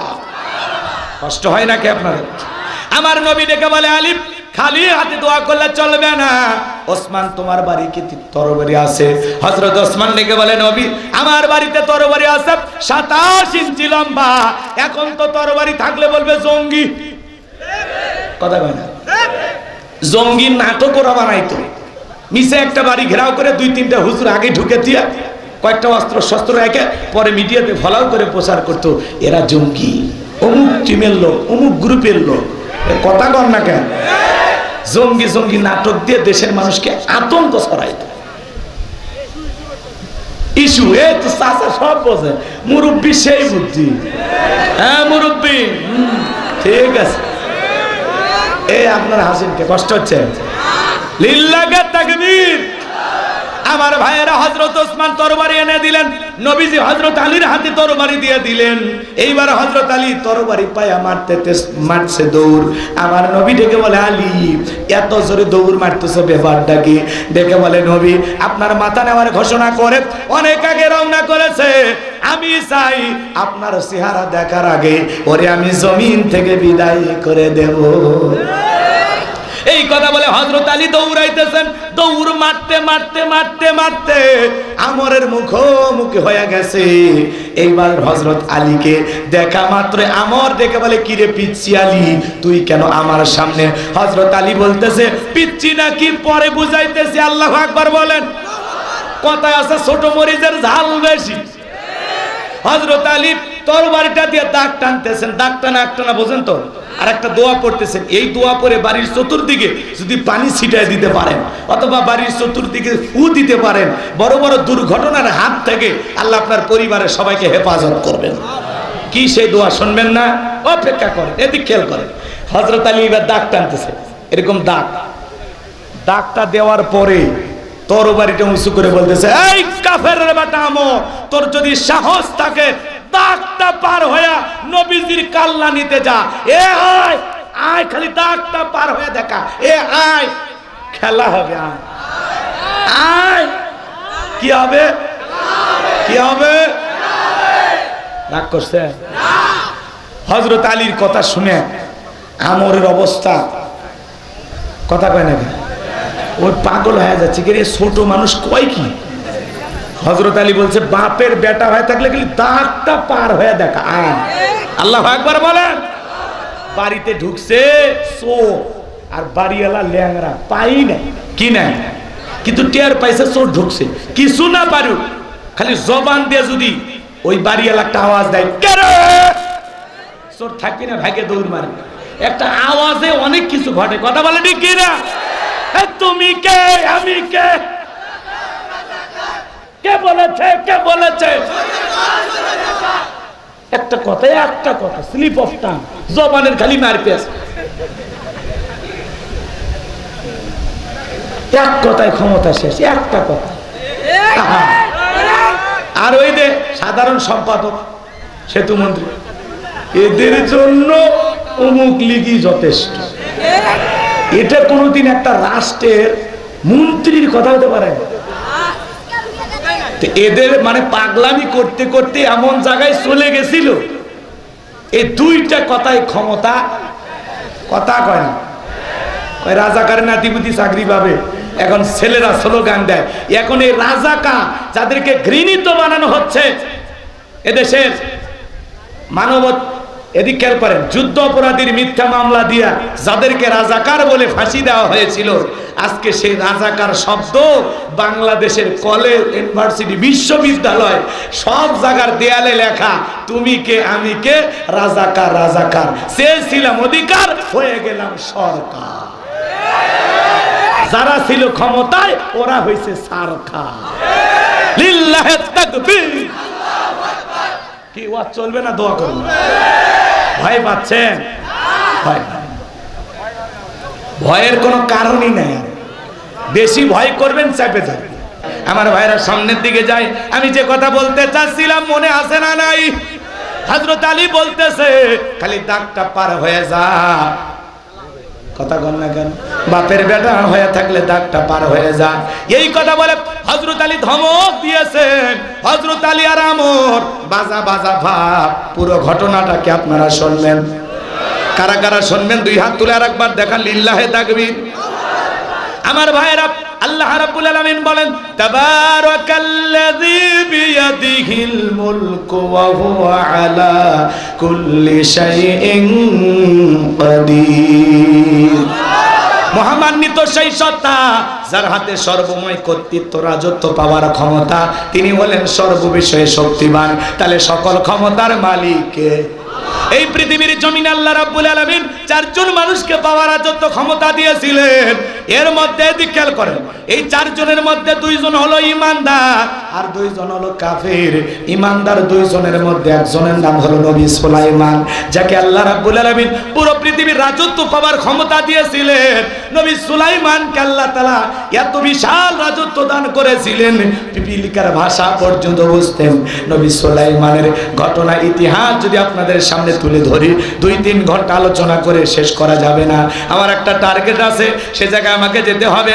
তাহলে 1 নাম্বার, নবী সুলাইমান আলাইহিস সালামকে আল্লাহ পাক পুরো পৃথিবীর রাজত্ব দান করেছিলেন। 2 নাম্বার, ইমানদার যার নাম হলো বাদশা জুলকারনাইন, যাকে আল্লাহ রাব্বুল আলামিন পুরো পৃথিবীর রাজত্ব পাওয়ার ক্ষমতা দিয়েছিলেন। এই দুনিয়ার জমিনে 1 নয় 2 নয় 1600 বছর হায়াত আল্লাহ তাকে দিয়েছিলেন। বাদশা জুলকারনাইনকে আল্লাহ পাক এই পৃথিবীর ক্ষমতা দিয়েছিলেন। সূর্য উদয় হইতে সূর্য অস্তগামী পর্যন্ত, পূর্ব থেকে পশ্চিম পর্যন্ত পুরোটা পৃথিবীর ক্ষমতা আল্লাহ তাআলা তাকে দান করেছিলেন। আমার ভাইরা গভীর মনোযোগ দিয়ে শুনবেন। 1600 বছর ক্ষমতার চেয়ারে থাকার পরে আদল ইনসাফ প্রতিষ্ঠিত করেছিলেন। মানুষের প্রতি জুলুম করে নাই। যারা মানুষের প্রতি ক্ষমতায় যাওয়ার পরে জুলুম করে না, ইতিহাসের পাতায় স্বর্ণ অক্ষরে তাদের নাম লেখা থাকে, তাদের জন্য জাতির মানুষ দোয়া করে। কথা কয় না? কি করে? আরো জোরে কর। নেতা যদি ভালো হয় জনগণ দোয়া করবে, কি বোঝা গেল? আর নেতা যদি খারাপ হয় জনগণ দোয়া করবে? দোয়া করবে না। রাত্রি গভীর হবে, এই জন্য আমি আলোচনা লম্বা করতে চাচ্ছি না। বাজান গো আমার, গভীর মনোযোগ দিয়ে শুনবেন আমি যে কথা বলতে চাচ্ছিলাম। তাহলে 2 নাম্বার, বাদশা জুলকারনাইনকে আল্লাহ পাক পুরো পৃথিবীর রাজত্ব পাওয়ার ক্ষমতা দিয়েছিলেন। আর 2 জন কাফিরকে আল্লাহ পাক পুরো পৃথিবীর রাজত্ব পাওয়ার ক্ষমতা দিয়েছিলেন। এর মধ্যে একজন জালেম বাদশা, যার নাম হলো বাদশা বখতেনাসর। জোরে বলেন কি নাম? এই বাদশা বখতেনাসরকে আল্লাহ পাক পুরো পৃথিবীর রাজত্ব পাওয়ার ক্ষমতা দিয়েছিলেন। ওই সময় আল্লাহ রাব্বুল আলামিন তার একজন পয়গাম্বরকে ওই জামানায় পাঠিয়েছিলেন। সেই পয়গাম্বর নাম ছিল দানিয়েল আলাইহিস সালাম। আল্লাহ নবী দানিয়েল আলাইহিস সালাম বনি ইসরাইলদেরকে সুন্দর করে ডাক দিয়ে দাওয়াত দিলেন। আল্লাহ রাব্বুল আলামিন বলেন, ইয়া বানি ইসরাঈল আযকুরু নি'মাতি আল্লাতী আন'আমতু আলাইকুম ওয়া আন্নী ফাদ্দালতুকুম আলাল আলামিন। আল্লাহ নবী দানিয়েল আলাইহিস সালাম ডেকে বলে, ও বনি ইসরাঈলের উম্মতেরা, তোমাদের বাপ দাদারা কীর্তনদার ছিল, গোলাম ছিল, মানুষের বাড়িতে চাকরের কাজ করত। দাম্ভিকতা করো না, অহংকার করো না, গাছের পূজা করো না, মাছের পূজা করো না, চন্দ্রের পূজা করো না, সূর্যের পূজা করো না, এক আল্লাহর ইবাদত করো। তোমাদের বাপ দাদার চাইতে আল্লাহ তাআলা তোমাদেরকে স্বাধীন মুক্ত একটা জীবন দান করেছে, বিদায় আল্লাহ তাআলা কৃতজ্ঞতা প্রকাশ করো, অকৃতজ্ঞ হয়েও না। আল্লাহর নবী দানিয়েল আলাইহিস সালামের কথা শোনার পরে উম্মতেরা ডেকে বলে, ও নবী দানিয়েল, পুরান দিনের গল্প শোনায় লাভ নাই।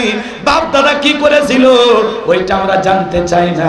আমরা ভালো আছি, আমাদের টাকা পয়সা সোনা দানা স্ত্রী সন্তান কোনো কিছুর অভাব নাই, বিদায় এক আল্লাহর ইবাদত করার সময় আমাদের হাতে নাই। জোরে কর নাউজুবিল্লাহ। আল্লাহ নবী দাঁড়িয়ে সালাম দিনে দাওয়াত দেয়, রাতে দাওয়াত দেয়, সকালে দাওয়াত দেয়, বিকালে দাওয়াত দেয়।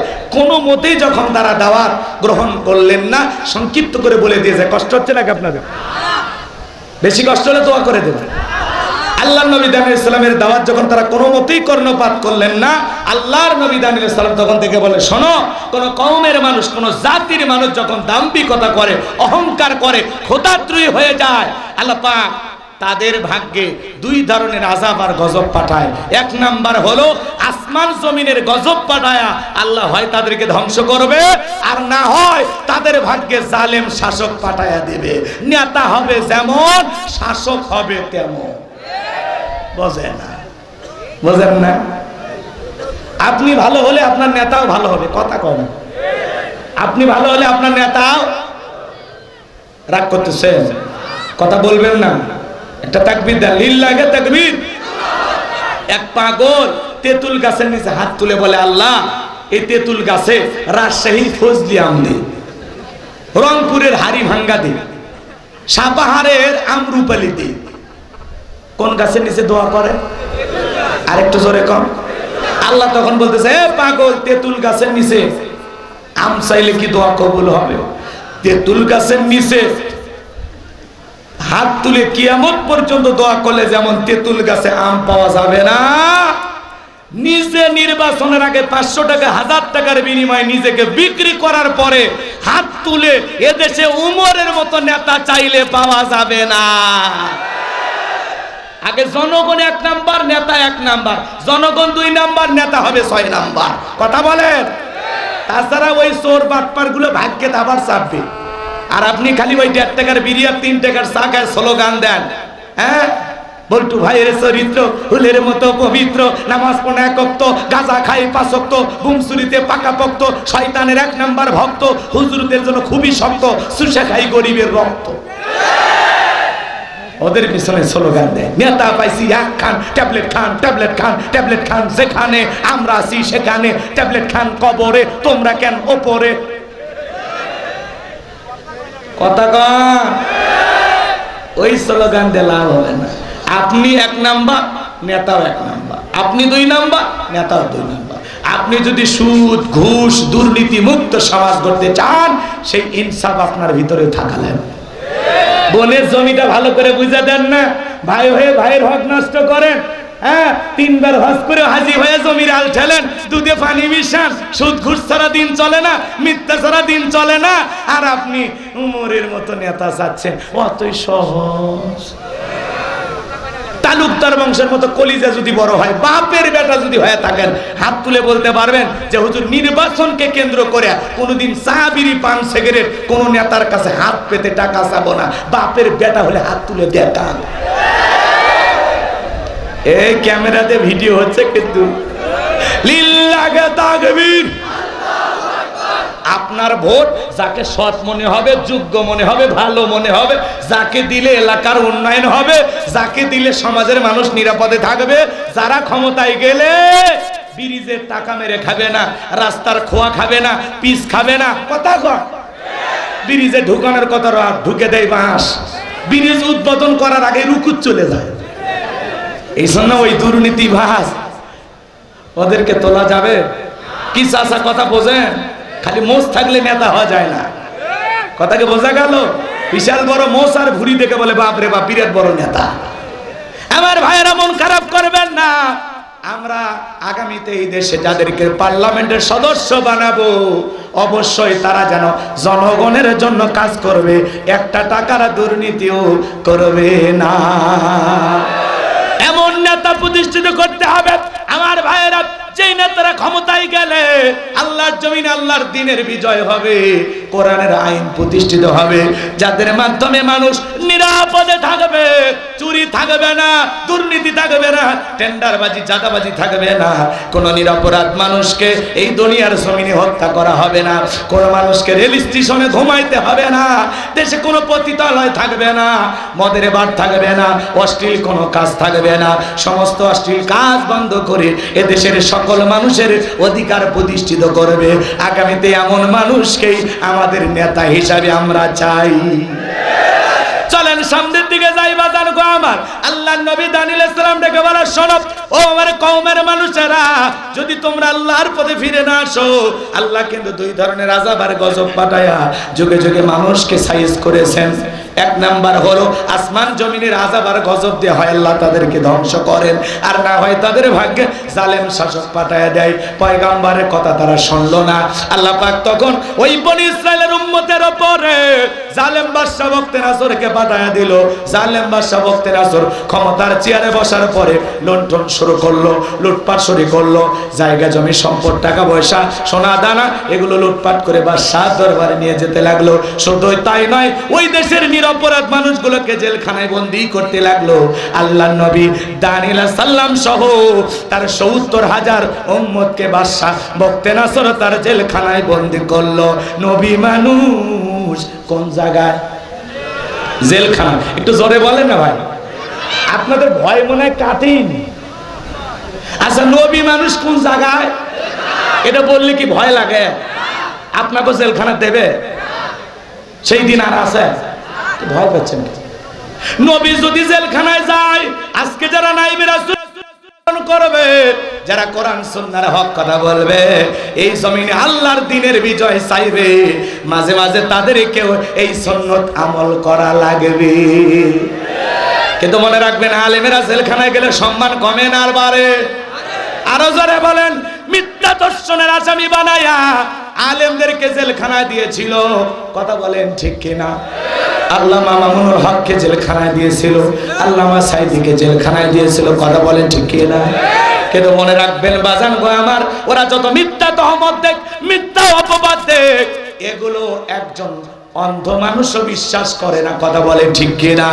এমনকি শয়তানকে যদি বলা হয় শয়তান, আলেমেরা কি ধর্ষণ করছে, শয়তান পর্যন্ত বলবে এত বড় মিথ্যা কথা আমিও বলতে পারবো না। এই জন্য আলেমেরা ধর্ষণকারী হতে পারে না। হুজুরদের বউ বেশি, বাচ্চা বেশি, কথা কয়। হুজুরেরা বিয়ে করে, কথা কয়, কিন্তু ধর্ষণ করে না। এই জন্য যারা এই কলঙ্ক লাগাইতে চায়, যারা মিথ্যা তহমত দিয়েছিল, আজকে তারা গেল কোথায়? কথা বলেন না কেন? রাগ করতেছেন আপনারা?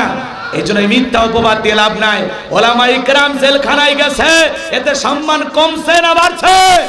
চোর ডাকাত জেলখানায় গেলে মানুষ সিসি করে, কথা কন, কিন্তু কোন আলেম জেলখানায় গেলে মানুষ অন্তর থেকে দোয়া করে, তার মুক্তির জন্য তাহাজ্জুদের নামাজ পড়ে, নফল রোজা রাখে, কথা বলে ঠিক কি না? এই জন্য এই দেশে আর কোনোদিন যেন আলেমদের উপর নির্যাতন জুলুম না হয়, কথা বলে ঠিক কি না? আল্লাহ দেশের সকল মানুষকে সঠিক বুঝ দান করুন, সকল মানুষকে হেফাজত করুন, জোরে বলুন আমিন। আমার ভাইয়ের আল্লাহর নবী দেখে বলে, ও আমার উম্মতেরা, কই গেল তোমাদের গাড়ি বাড়ি, কই গেল সুন্দরী নারী, কই গেল টাকার বড়াই? দেখা তো জালেম শাসক ঠিকই ঘাড়ে চেপেছে, জেলখানায় বন্দী করেছে, এখন তোমরা বলো কি করবা?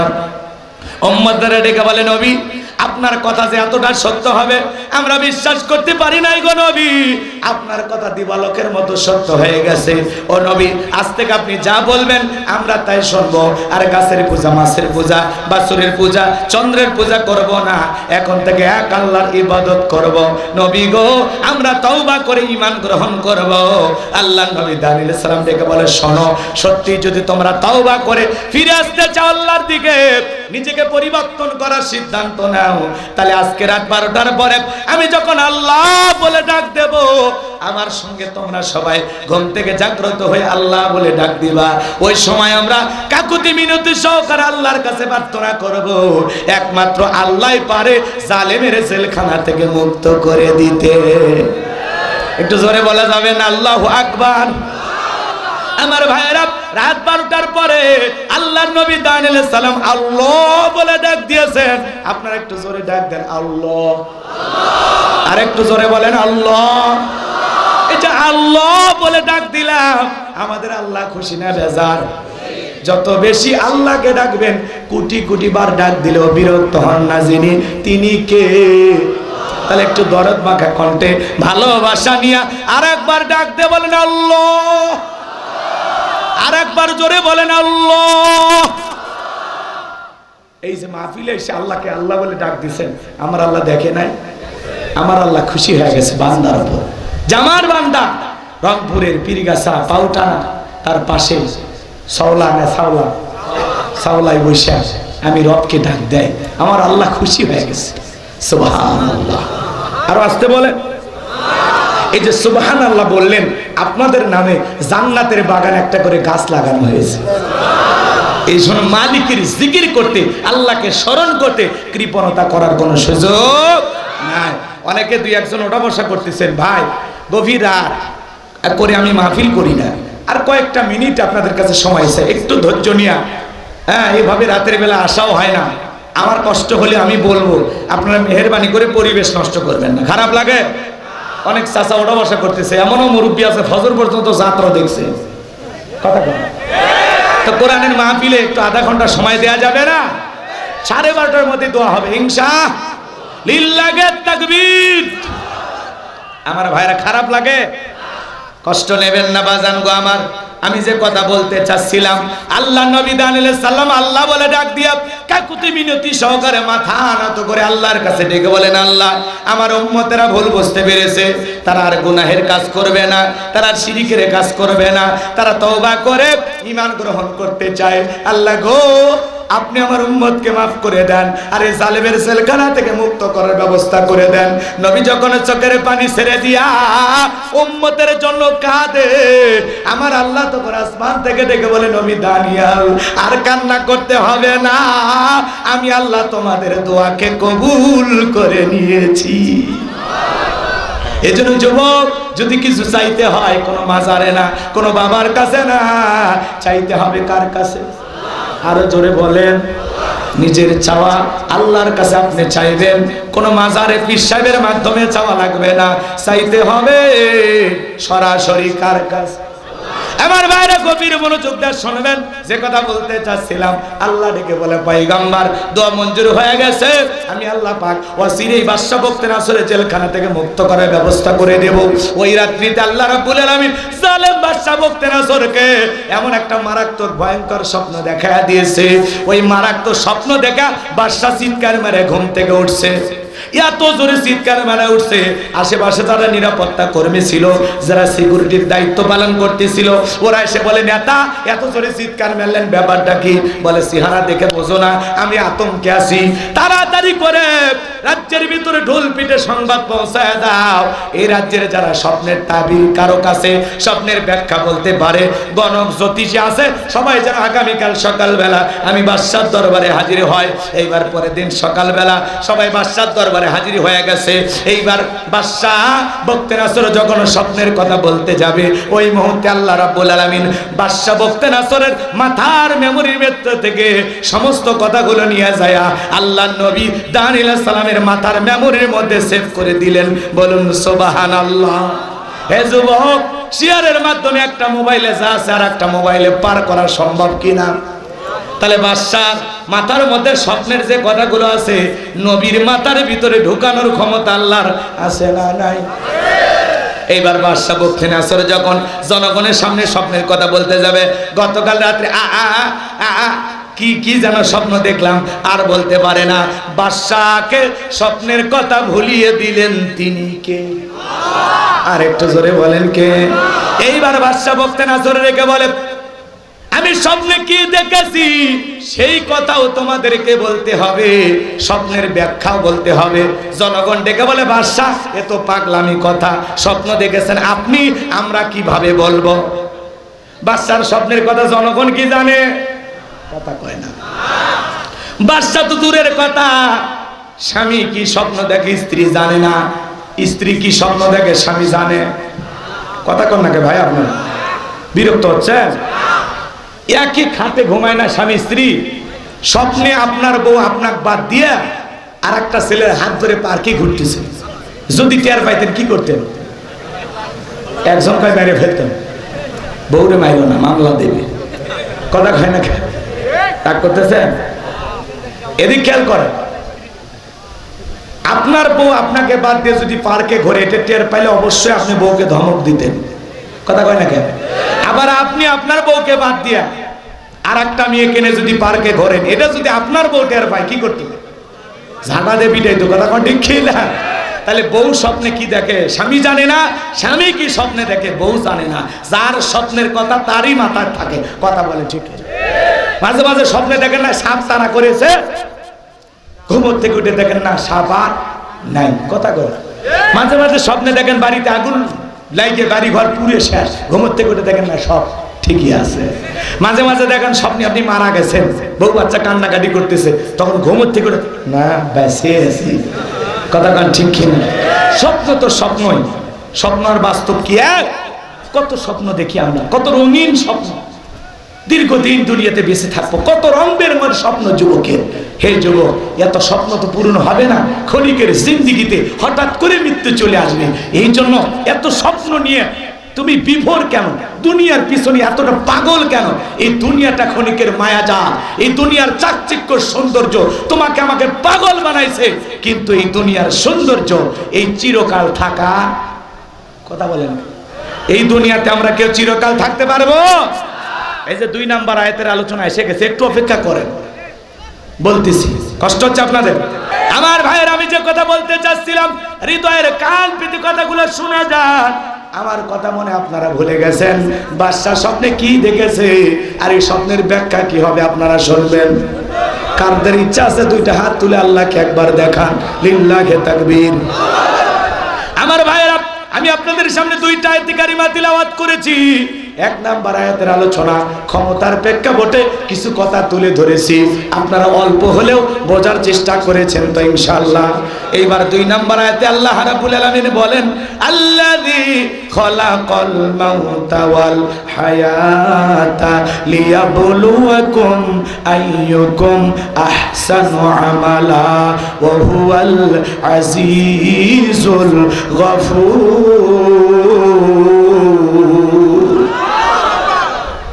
ভাই, এই আয়াতকে বোঝানোর জন্য মাত্র 10টা মিনিট চাই। দয়া করে একজন উঠেন না, 10 মিনিট একটা আয়াত দেখেন, দিলটা নরম করেন, একটু আমার দিকে মনোযোগ দিয়ে কথাগুলো শুনবে। বলা যায় না, চোখে পানিও চলে আসতে পারে, একটু মনটা নরম করেন। আল্লাহ রাব্বুল আলামিন বলেন, আল্লাযী খলাকাল মাউতা ওয়াল হায়াতা, যিনি সৃষ্টি করেছেন মৃত্যু আর জীবন, লিয়াবলুয়াকুম আইয়ুকুম আহসানু আমালা, আমি আল্লাহ পরীক্ষা করে দেখব আমলের দিক দিয়ে কার আমল কত বেশি উত্তম, কার আমল কত বেশি সুন্দর। আল্লাহ পরীক্ষা করে দেখবেন সব চাইতে উত্তম আমল কার। সুবহানাল্লাহ বলেন। এদিকে সোনামণি বস, বস বস, বোঝে না, নতুন নতুন এগুলো তো আপনাদের মুখস্থ। আচ্ছা ঠিক আছে, ঠিক আছে, লিল্লাহি তাকবীর। আল্লাহ বলতেছেন, আল্লাযী খলাকাল মাউতা ওয়াল হায়াতা, যিনি সৃষ্টি করেছেন মৃত্যু আর জীবন।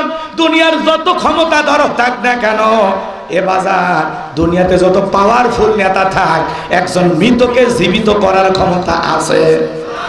তাহলে যারা মুগ্ধকে হত্যা করেছে, যারা আবু সাইদকে শহীদ করেছে, এরা কি একটা জীবন আর ফিরায় দিতে পারবে? আমার আবু সাইদ চলে গেছে, কিন্তু রংপুরের মানুষকে বিজয় দিয়ে গেছে। এই উত্তরবঙ্গের মানুষের রক্ত গরম। এই উত্তরবঙ্গের প্রথম শহীদ আবু সাইদ করা বলে নিকিরা। আমার ভাইয়েরা, এই জন্য উত্তরবঙ্গের মানুষের অবদান কোনো অংশেই কম নয়। কথা বলে ঠিক কিনা? আবু সাইদ আমাদেরকে বুক পেতে দেওয়া শিখেছে, যে স্বৈরাচার জালেমের সামনে বুক পেতে ধরতে হবে। বুকের ভিতর তুমুল ঝড়, বুক পেতেছি গুলি কর। রংপুরের সাহসী সন্তান, বীর সন্তান আমাদের আবু সাইদ। কথা বলে ঠিক কিনা? এদের অবদান যারা ভুলে যাবে তারা মানুষ না। কথা বল, বোঝা গেছে? আবু সাইদ জীবন দিয়ে পুরো বাংলাদেশের মানুষকে নড়াইয়া দিয়ে গেছে, কাঁপাইয়া দিয়ে গেছে, সবগুলোকে জাগাইছে। মা তার দুধের শিশুকে নিয়ে মিছিল আন্দোলন করতে আসছে। বাবা ছেলেকে সামনে দিয়ে বলতেছে, আপনি কার সাথে ছেন? আমার সব ছেলে আসছে, আমিও আসছি। মারহাবা কর। কি আন্দোলন রে ভাই! আল্লাহু আকবার বলেন। তা আমরা যদি এরকম সজাগ থাকি, একতাবদ্ধ থাকতে পারি, এরকম ঐক্য যদি আমাদের ভিতরে থাকে, বিশ্বাস করেন আর কেউ জুলুম করার সাহস পাবে না। কিন্তু শর্ত একটা, সবাই মিলে এক জায়গায় থাকা লাগবে। একটা রাষ্ট্র পরিচালনা করতে কারো ভুল হতে পারে, ভুল ধরে দেওয়া লাগবে, সেই ক্ষমতা আপনার থাকা লাগবে। কথা কন, যেই সরকারি হোক ভুল করলে প্রতিবাদ করতে হবে, অন্যায় আছে যেখানে প্রতিবাদ চলবে। এই যে দেখলেন না আদালত চত্বরেরা কিছু ছেলে পেলে আন্দোলন করলো, কারণটা কি? এর আগের দিন ওই আদালত চত্বরে আমার কিছু উকিল ভাইরা, অ্যাডভোকেট ভাইরা স্লোগান দিয়েছিল, এই মুহূর্তে দরকার হাসিনা সরকার। কি স্লোগান আদালত চত্বরে!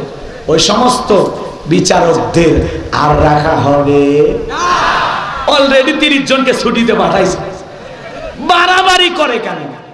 এরা বুঝতেছে না এতই দরদ মায়ের জন্য। দেশে আসো কেন বেটা? ভারতে যাও, মা আছে যেখানে তোমরা যাও সেখানে।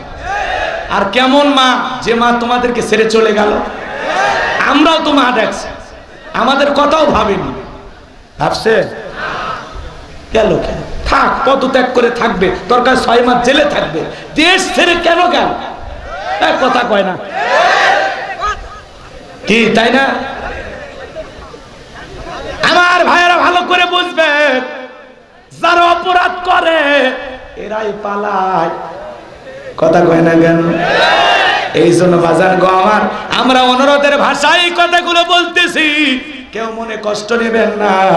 যারা সত্যিকার এই দেশের জনগণকে ভালোবাসে, দলের নেতা কর্মীকে ভালোবাসে, এরা কোনোদিন এই দলের নেতা কর্মীকে বিপদে ফেলাইয়া যাইতে পারে না। আর যারা বিপদে ফেলাইয়া গেছে ওদেরকে ভালোবেসে ফেসবুকে লেখা যাবে না। অনেকে আবেগের ঠেলায়, মায়ার ঠেলায় লিখতেছে জন্মদিন। এক পাগলি এসে কেক কেটে করছে জন্মদিন। হ্যাঁ রে বাঙালি, কথা কয় না কেন? রাগ করতেছে?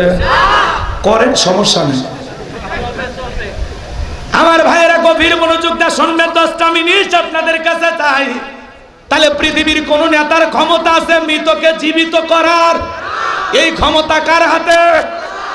যতই বলেন জো বাইডেন, পুতিন বলেন, আর পৃথিবীর যত বড় বড় নেতা হোক, ওরা কি বাজান পৃথিবীর সমস্ত অস্ত্র ত্যাগ করে আসমানের দিকে গুলি মাইরা এক ফোঁটা বৃষ্টি আনার ক্ষমতা আছে? মাটির নিচে গুলি মাইরা জমিনের ভিতর থেকে কি একটা আলু বের করার ক্ষমতা আছে? তাহলে এরা কিসের ক্ষমতা? এদের কোনো ক্ষমতার পাওয়ার নাই। কথা বলেন ঠিক কিনা? সকল ক্ষমতার পাওয়ার কার হাতে? আল্লাহ রাব্বুল আলামিন বলেন, আল্লাযী খলাকাল মাউতা ওয়াল হায়াতা, যিনি সৃষ্টি করেছেন মৃত্যু আর জীবন। আমার আল্লাহ পাক সর্বপ্রথম মৃত্যুর কথা কেন বলেন বাজার? এই দুনিয়াতে আসার একটা সিরিয়াল আছে, যাওয়ার কিন্তু কোনো সিরিয়াল নাই। দাদা আসছে, দাদার পরে বাবা আসছে, বাবার পরে আমি আসলাম, সন্তানেরা দুনিয়াতে আসলো। কিন্তু যাওয়ার বেলায় দাদার আগে নাতি চলে যায়, বাবার আগে সন্তান চলে যায়। বাবার কাঁধে সন্তানের লাশ, এটা দুনিয়ার সবচেয়ে ভারী বোঝা। আজ আবু সাইদের বাবার কান্না বন্ধ হয় নাই, মুক্তির মায়ের চোখের পানি, বাবার চোখের পানি বন্ধ হয় নাই। কত মানুষ এখনো কাঁদে বাজান, বাবার কাঁধে সন্তানের লাশ, এটা দুনিয়ার সব চাইতে ভারী বোঝা।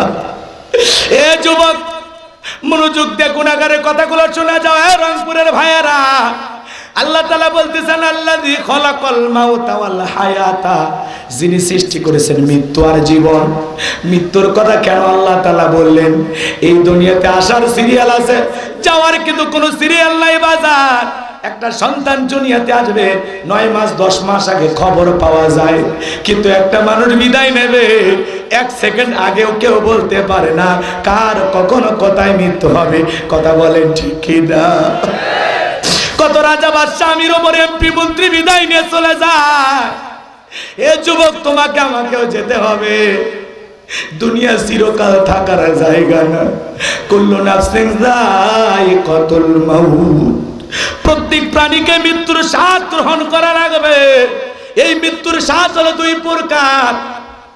মিষ্টি খাইলে যেমন মিঠা লাগে, নিম পাতা খাইলেও কি তেমন মিঠা লাগে?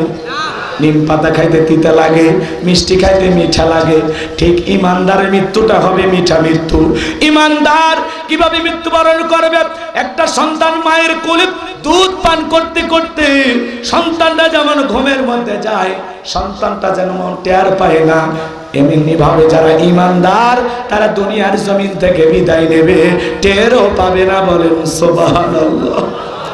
কিন্তু যারা গুনাহগার অপরাধী আল্লাহর অবাধ্য গোলাম, এই দুনিয়ার হাজারো অপরাধের আসামি, যারা গুনাহ করতে করতে নিজেকে গুনার সাগরে ডুবাইছে, অপরাধ করেছে, দেখেন না বাজান, যারা নাফরমান অবাধ্য গোলাম, যারা গুনাহগার, এরা মৃত্যুর সময় দেখেন না চোখগুলো বড় বড় করে, মুখ দিয়ে গালি দেয়, ফায়সা কথা বলে, কেউ আবার মৃত্যুর পূর্বে 6 মাস আগে জবানটা বন্ধ হয়ে যায়।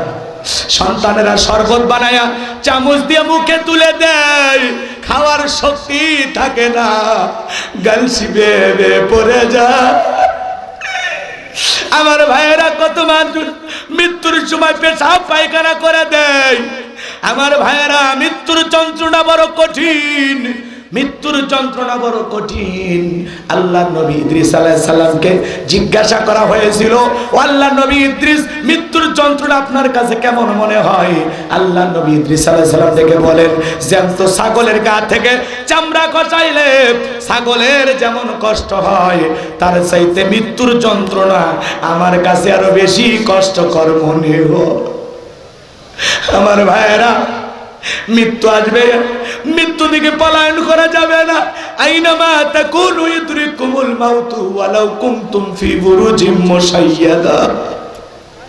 সূরা নিসার 78 নম্বর আয়াত আল্লাহ তাআলা ডেকে বলেন, যেখানে থাকো, যে অবস্থায় থাকো, মৃত্যু তোমাকে ধরবেই, মৃত্যু থেকে পালানোর কোন রাস্তা খোলা নাই। যুবক রে, দুনিয়ার রং তামাশায় আমোদ প্রমোদে মেতে আছো, তুমি কি ভুলে গেছো মৃত্যু তোমার খুব নিকটবর্তী? আল্লাহকে কিভাবে ভুলে গেলে রে যুবক? যে মালিক, যে সৃষ্টিকর্তা, যে দয়াময় আল্লাহ এই দুনিয়ার জমিনে তোমাকে আমাকে পাঠাইলো, কিভাবে সেই মালিককে ভুলে গেলা? যুবক রে, কানটা খরগোশের মতো খাড়া করে আমি গুনাহগারের কথাগুলো দিল দিয়ে শোনো। আমার ভাইয়েরা, মৃত্যু আসবে, মৃত্যু থেকে আমরা কেউ বাঁচবো না। দুনিয়ার সকল ধর্মের মানুষ বিশ্বাস করে মৃত্যু হবে, এটা চিরন্তন সত্য কথা। বেঁচে আছি এটাই অস্বাভাবিক, মৃত্যু হবে এটাই স্বাভাবিক কথা। বলেন ঠিক কি না? আমার ভাইয়েরা, কার কখন মৃত্যু হবে আমরা জানি না, দুনিয়ার সফর কার কখন শেষ হবে আমরা জানি না। বিশ্বনবীর ইন্তেকালের সময় কেমন সময় ছিল বলবো? নবীজির ইন্তেকালের সময়টা কেমন? আমার নবীজি অসুস্থ ছিলেন, মৃত্যুর পূর্বে কিছুটা সুস্থতা বোধ অনুভব করতেছেন। আমার নবীর অসুস্থতা দেখে হযরতে ফাতেমা ঝরে চোখের পানি ছেড়ে দিয়ে কান্না করতেছেন। আমার নবী দেখে বলে, মা ফাতেমা, তোমার চোখের পানি আমি সহ্য করতে পারি না।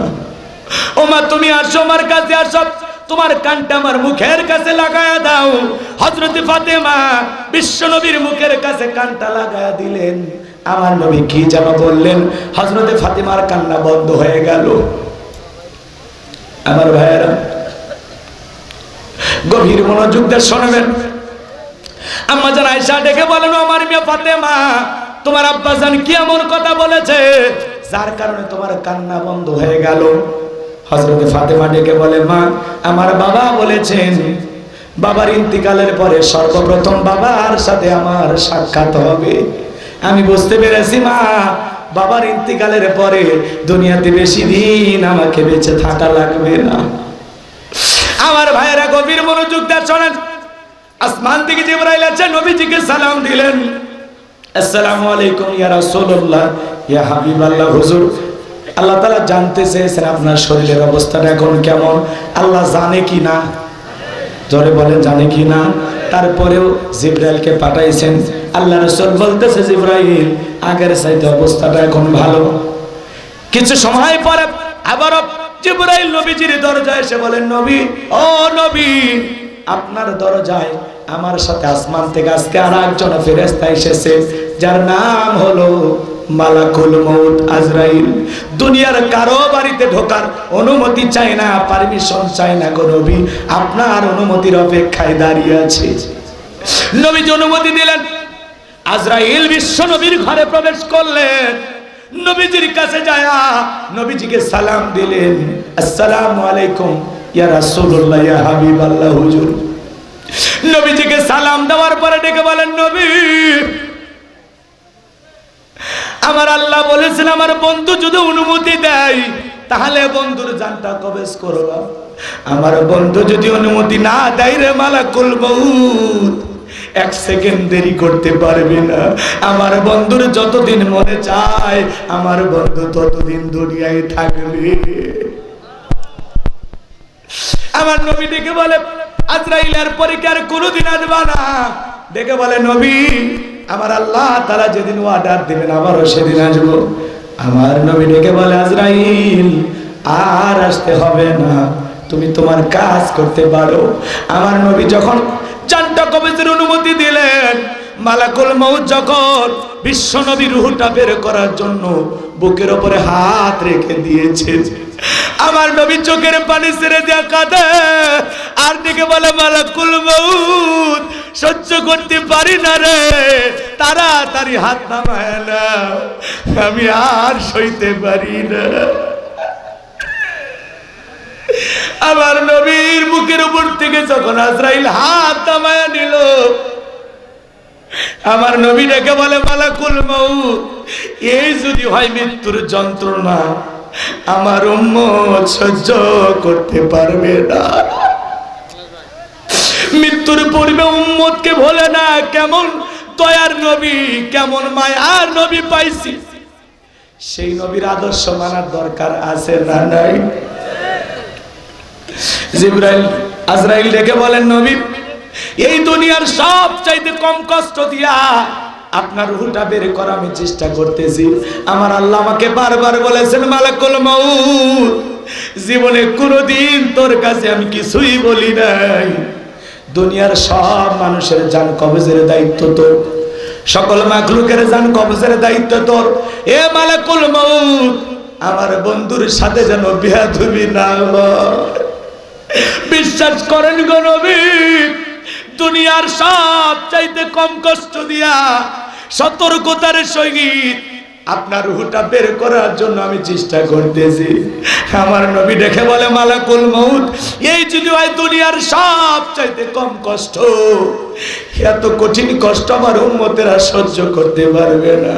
আমারে কথা দে রে মালাকুল মউত, আমার উম্মতের সাথে ভালো ব্যবহার করবে, আমার উম্মতের জানটা বের করার সময় এত কষ্ট দিবি না। আমার ভাইয়েরা, নবীজির এই কথা শুনে আজরাইল ডেকে বলে, নবী এই দুনিয়ার জমিনে যারা আপনার আদর্শ মেনে চলবে, আপনার রেখে যাওয়া ইসলাম মোতাবেক যারা চলবে গো নবী, এই দুনিয়াতে যারা আপনার পাগল হবে, আপনাকে আদর্শ হিসাবে নিজের জীবনে ধারণ করবে গো নবী, কথা দিলাম গো নবী, তাদের রূহটা বের করার সময় আমি ইহসান করব, তাদেরকে আমি কম কষ্ট দেওয়ার চেষ্টা করব। চিৎকার মেরে বলুন সুবহানাল্লাহ।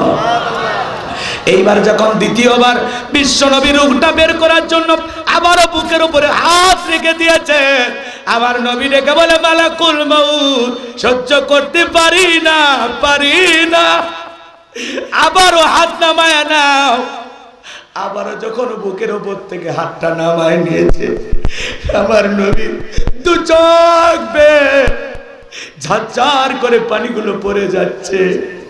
আর আমার নবী ডেকে বলা, মালাকুল মউত এ আজরাইল, আমার কাছে মনে হয় আমার বুকের উপরে পাহাড় চেপে ধরা হয়েছে। নবীর যদি মৃত্যুর যন্ত্রণা এমন কষ্টকর মনে হয়, আপনার আমার মৃত্যুটা কতটা কঠিন হবে, কতটা ভয়ঙ্কর হবে, সেটা কি আপনারা একটু টের পাইতেছেন, বুঝতেছেন বাজান? আপনার আমার মৃত্যুর যন্ত্রণাটা কত ভয়ঙ্কর হবে। এই শোনো বাজান, এই দুনিয়াতে আপনি আমি কেউ থাকবো না, সবাইকে বিদায় নিয়ে যেতে হবে। এই দুনিয়া থাকার জায়গা না। এই জন্য যুবক, দুনিয়ার রং তামাশায় মেতে আসো। আল্লাহ বলেন, বাল তুসিরুনাল হায়াতাদ দুনিয়া ওয়াল আখিরাতু খায়রু ওয়া বাকা। তোমরা দুনিয়ার ক্ষণস্থায়ী জিন্দেগির পিছনে পাগল হয়ে পড়ে রইলা, দুনিয়ার ক্ষণস্থায়ী জিন্দেগি নিয়ে তোমরা ব্যস্ত হয়ে পড়ে থাকলা। দুনিয়ার জিন্দেগিটা হলো ক্ষণস্থায়ী, আখিরাতের জিন্দেগি হলো চিরস্থায়ী। হে যুবক, সেই পরকালের জন্য নেক আমল করার দরকার আছে না নাই? সেই চিরস্থায়ী জীবনের জন্য নেক আমল করে কবরে যাওয়ার দরকার আছে না নাই? এই জন্য আল্লাহ বলেন, আল্লাযী খালাকাল মাউতা ওয়াল হায়াতা লিয়াবলুয়াকুম আইয়ুকুম আহসানু আমালা। আমি আল্লাহ মৃত্যু আর জীবন সৃষ্টি করেছি, এর মাঝামাঝি যে সময়টা আমি আল্লাহ দেব, পরীক্ষা করে দেখব আমলের দিক দিয়ে কার আমল কত বেশি উত্তম, কার আমল কত বেশি সুন্দর। যুবক রে, এ যুবক, তুমি যদি 7 দিনের সফরে কক্সবাজার যাও, তোমার একটা ব্যাগ থাকে, ওই ব্যাগের ভিতরে প্রয়োজনীয় কাপড় থাকে, মোবাইল থাকে, চার্জার থাকে, প্রেমিকার নাম্বার থাকে, ডায়েরি থাকে। কথা বলেন ঠিক কি না? 7 দিনের সফরের জন্য তোমার একটা ব্যাগ লাগে। কথা কয় না? ব্যাগ ছাড়া সফরে যান আপনারা? আবাজান যুবক, 7 দিনের কক্সবাজারে যাওয়ার জন্য তোমার একটা ব্যাগের প্রয়োজন হলো। ওই ব্যাগের ভিতরে তোমার প্রয়োজন মোতাবেক জিনিস তুমি নিলা, কিন্তু যুবক, আজ হোক কাল হোক তোমাকে আমাকে পরকাল নামের সফরে যেতে হবে। যে জীবনের শুরু আছে শেষ নাই, যে জিন্দেগির শুরু আছে শেষ নাই। যুবক রে, ওই পরকাল নামক সফরে যাওয়ার আগে মনে করো তোমার আমল নামার একটা ব্যাগ রেডি করার দরকার আছে না নাই? যুবক, দেখো তো ওই আমল নামার ব্যাগের ভিতরে নামাজ আছে কিনা, রোজা আছে কিনা, হজ আছে কিনা, যাকাত আছে কিনা, দান খয়রাত আছে কিনা, পিতা মাতার খেদমত করেছে কিনা, বিবির হক আদায় করেছে কিনা, সন্তানদের হক আদায় করেছে কিনা, ভাই বোনের সাথে আত্মীয় স্বজনের সাথে ভালো ব্যবহার করেছো কিনা, প্রতিবেশীর সাথে ভালো ব্যবহার করেছো কিনা। যুবকরা, আমলের একটা প্রস্তুতি গ্রহণ করা দরকার আছে না নাই? আল্লাহর কাছে হিসাব দেওয়ার আগে 2টা মিনিট বালিশে মাথা রেখে একটু চিন্তা করো, কত পাপ করেছো, কত অন্যায় করেছো। এখনো সময় আছে, আল্লাহর কাছে তওবা করো। ইয়া আইয়ুহাল্লাযীনা আমানু তুবু ইলাল্লাহ। এই ইমানদার গণ, তোমরা তওবা করো। কি করো? তওবা করতে হবে কার কাছে? আমরা এত পাপ করছি, এত গুনাহ করেছি, যার তো শেষ নাই। যুবক রে, এই জন্য পরকালে যাওয়ার আগে নেক আমল করার দরকার আছে না নাই? নেক আমল করে আল্লাহর বিধান মোতাবেক চলে 5 ওয়াক্ত সালাত আদায় করে কারা কারা কবরে যেতে চান? 2টা হাত তুলে আমার আল্লাহকে দেখান। আল্লাহ আমাদের সবাইকে নেক আমল করা তৌফিক দান করুন। জোরে বলুন আমিন। উত্তম আমল করা তৌফিক দান করুন। জোরে বলুন আমিন। হাত নামান ভাই। এই দুনিয়া চাকচিক্য, রং তামাশা আপনাকে আমাকে পাগল বানাইছে। আলহাকুমুত তাকাসুর হাত্তা যুরতুমুল মাকাবির। আল্লাহ বলেন, দুনিয়ার প্রাচুর্যের প্রতিযোগিতা তোমরা করতেছো। এই দুনিয়ার প্রাচুর্যের প্রতিযোগিতায়, সম্পদের প্রতিযোগিতায় আমরা বেমালুম আল্লাহকে ভুলে গেছি। কথা বলে ঠিক কিনা? যে মেম্বার চেয়ারম্যান হতে চায়, চেয়ারম্যান এমপি হতে চায়, এমপি মন্ত্রী হতে চায়, মন্ত্রী প্রধানমন্ত্রী হতে চায়। কথা বলবেন? 10 বিঘা জমি কয় 20 বিঘা হলে ভালো হয়। রংপুর শহরে বাড়ি আছে কয় ঢাকায় হলে ভালো হয়। আমাদের চাহিদার শেষ নাই। সাইকেল আছে কয় মোটর সাইকেল হলে ভালো হয়, মোটর সাইকেল হলে কয় 4 চাকা হলে ভালো হয়। কথা বলে ঠিকই না? এই যে আমাদের দুনিয়ার চাহিদা, এই চাহিদা, লোভ লালসা মিটবে কখন? হাত্তা যুরতুমুল মাকাবির। যেদিন আপনি আমি কবরে যাব, ওই কবরের মাটি যেদিন আপনার আমার মুখের ভিতরে প্রবেশ করবে, সেদিন দুনিয়ার সব আশা, সব স্বাদ মিটে যাবে। ওই কবরে না ঢোকা পর্যন্ত দুনিয়ার লোভ লালসা, দুনিয়ার স্বাদ আমাদের মিটবে না। কথা বলে ঠিক কি না? কষ্ট হচ্ছে আপনাদের? এই জন্য যুবক, পরিবর্তন হতে হবে। কষ্ট নেবেন না, বিরক্ত হবেন না আমার কথায়। আমি আপনাদের ভাই, আমি চাই আপনারা জান্নাতে যান। আমি চাই আপনারা আল্লাহর গোলাম হয়ে পরকালে আমলনামা ডান হাতে পেয়ে রাসূলের সুপারিশ নিয়ে আল্লাহর দয়ায় জান্নাতে যান। আমি চাই। কথা বলেন এখানে? কিয়ামতে আমরা মালিকের কাছে কিছুই চাই না। আল্লাহর কাছে কিয়ামতের ময়দানে আমাদের কোনো কিছু চাওয়া নাই, শুধু একটা চাওয়া, কিয়ামতের ময়দানে আল্লাহ যদি মাফ করে, ওই হাসরের ময়দানে আল্লাহ তাআলা যদি একবার বলে, গোলাম আমি তোকে মাফ করে দিলাম, গোলাম আমি তোমাকে মাফ করে দিলাম, এর চাইতে বড় পাওয়া আর কিছুই নাই। কথা বলে ঠিক না আমার ভাইরা? এই জন্য আসুন বাকিটা জিন্দেগি রবের গোলামি করব, 5 ওয়াক্ত সালাত আদায় করব। হাজার হাজার মানুষ আপনারা কথাগুলো শুনলেন, বাস্তব জীবনে আমল করবেন ইনশাআল্লাহ।